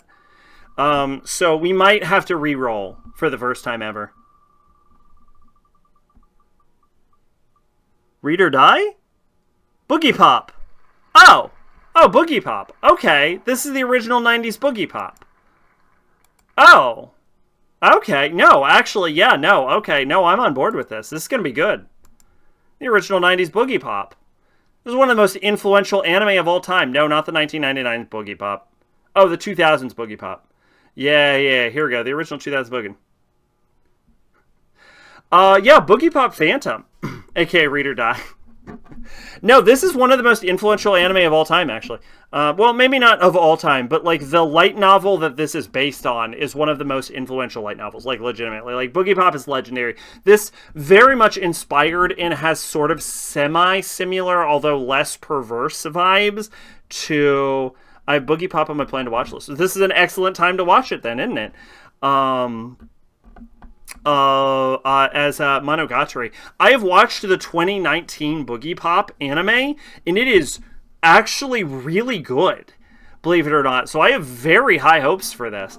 Boogie Pop, a rumored Shinigami, is said to lurk where they cannot be seen. 5 years ago, a string of gruesome murders shocked the populace, and students attributed some of those killings to the aforementioned death god. When the mysterious happenings once again affect the lives of the attending Hajarandai High School and Shinyo Academy, whispers the enigmatic Boogie Pop are resurrected. The stones being told may contain partial truths, or perhaps the world as humans know it is more dangerous than previously believed. That's a terrible fucking pitch to this. It's basically Monogatari. How long is it? It is 12 episodes, done by Studio Madhouse. It originally aired in winter 2000, has an average score of 7.15. It is, genres are avant-garde, drama, horror, mystery, supernatural. Its theme is psychological. It is rated R+ for mild nudity. And it is directed by Takashi Watanabe, who I have heard of. Who directed Ichiban Ushiro no Daimo. He directed 2021's Genjitsu Suji Yashua no Okoko Saikenki. I'm too drunk to read that. How Realist Hero. Oh, he directed Realist Hero. He directed Freezing, which is actually a really good series. He directed Shakugan no Shana Season 2. Okay, Taboo Tattoo.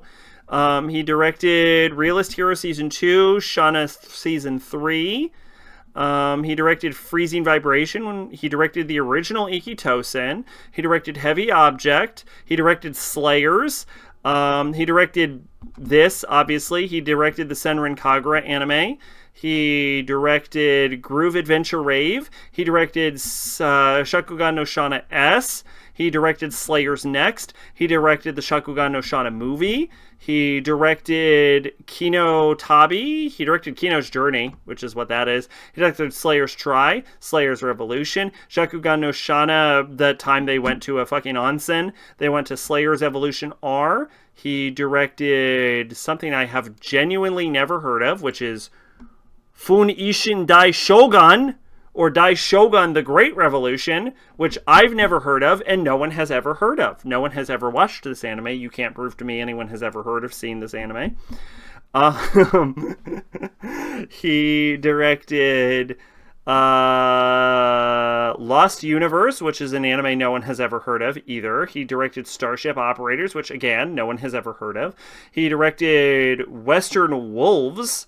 It's not his fault Western Wolves is an inherently bad idea. He directed Shin Hokuto no Ken. Wow, this man has been in the business for a while, huh? He directed Kesher and Robot Hunter. He directed Ys, which is an anime adaptation of a famous JRPG series done by... Oh, God, I want to say fucking... It starts with an F. It's not Famicom. Funko? Falcom.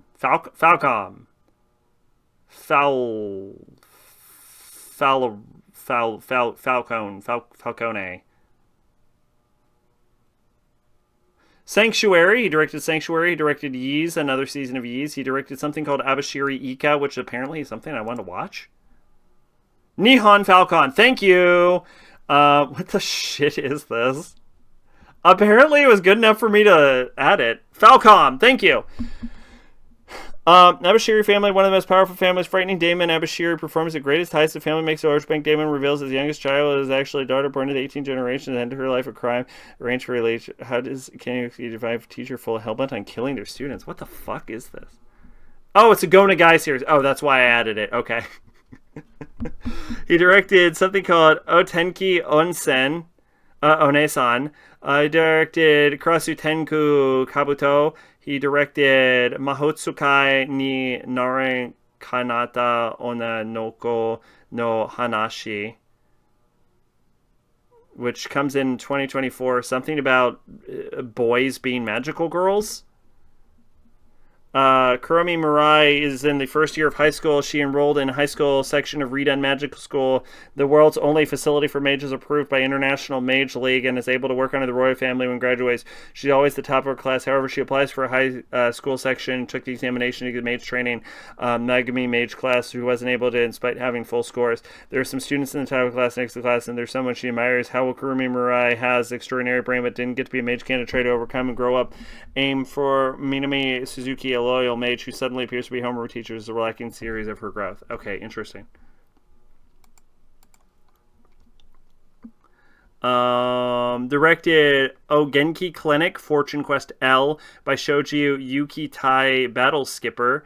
Mute Kyo Trizion, Miracle Giants Domu-kun, Uchu Kaizoku Mito no Daiboken Futari no Jo-sama, which no one has ever heard of. So he's either directed a bunch of stuff you have heard of or a bunch of stuff you have not heard of. And Dangerous Jisanja and Taisho Itsuwari Bridal Migari Hanayome to Ganpuku no Moai, which looks like porn, frankly. Yeah, that is just porn. That is straight porn. Now he's directing porn. So, look forward to that. Anyway, Boogie Pop Phantom, also done by Madhouse in the 2000s. So it's probably pretty well animated. Look forward to Boogie Pop Phantom. Check that out. I'll make a post in the Discord. We still have a little booze left, so hold on.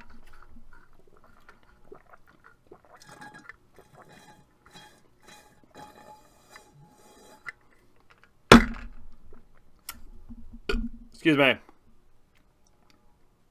And that's it. That's Dartboard. Honestly, we are pretty well done with this stream, I think. I drank all of my alcohol. We talked about all of the subjects, and we have our dartboard, which is the original 2000s Boogie Pop Phantom. So check that out. I guess we're good to the outro. Lately we've been doing like a last minute subject that has nothing to do with anything, but we've pretty much done that this stream, so I think we're good to go. So yeah, I guess we'll just call it quits tonight. Thanks for stopping by, everybody. We're going to be continuing on with Kingdom Hearts 3, which we may or may not stream tomorrow. If not, look forward to it at the later part of the week. Probably Friday, Saturday, Sunday, something like that. If we don't stream it tomorrow, it's because I'm too tired because I was too drunk to take my sleeping pills and I wasn't able to get to sleep. So, sorry about that. I guess we'll say which way the cookie crumbles. As for, can I give you a taste of next month? Probably not, but I am playing Unicorn Overlord, so look forward to that. I finally gotten around to Unicorn Overlord. I actually got that game for my birthday. And I've just now gotten around to playing it because I've been playing so many fucking Souls-likes lately, so I cannot oversell how much I want to be playing that. Yeah, we also might just generally go a bit slower through Kingdom Hearts because I am so fucking bored with that game. Holy shit, it is like, it starts strong and it is just getting not entertaining, to be honest with you. But I am looking forward to that after that because I think afterwards is like KOTOR 2, so that'll be a good time. But anyway, yeah, there's nothing to talk about really. Go watch Boogie Pop Phantom from 2000. Otherwise, yeah, I've been Sacrabalic. You're Envoy of Hope. I'll see you next time. Fucking bye-bye. Whoop whoop.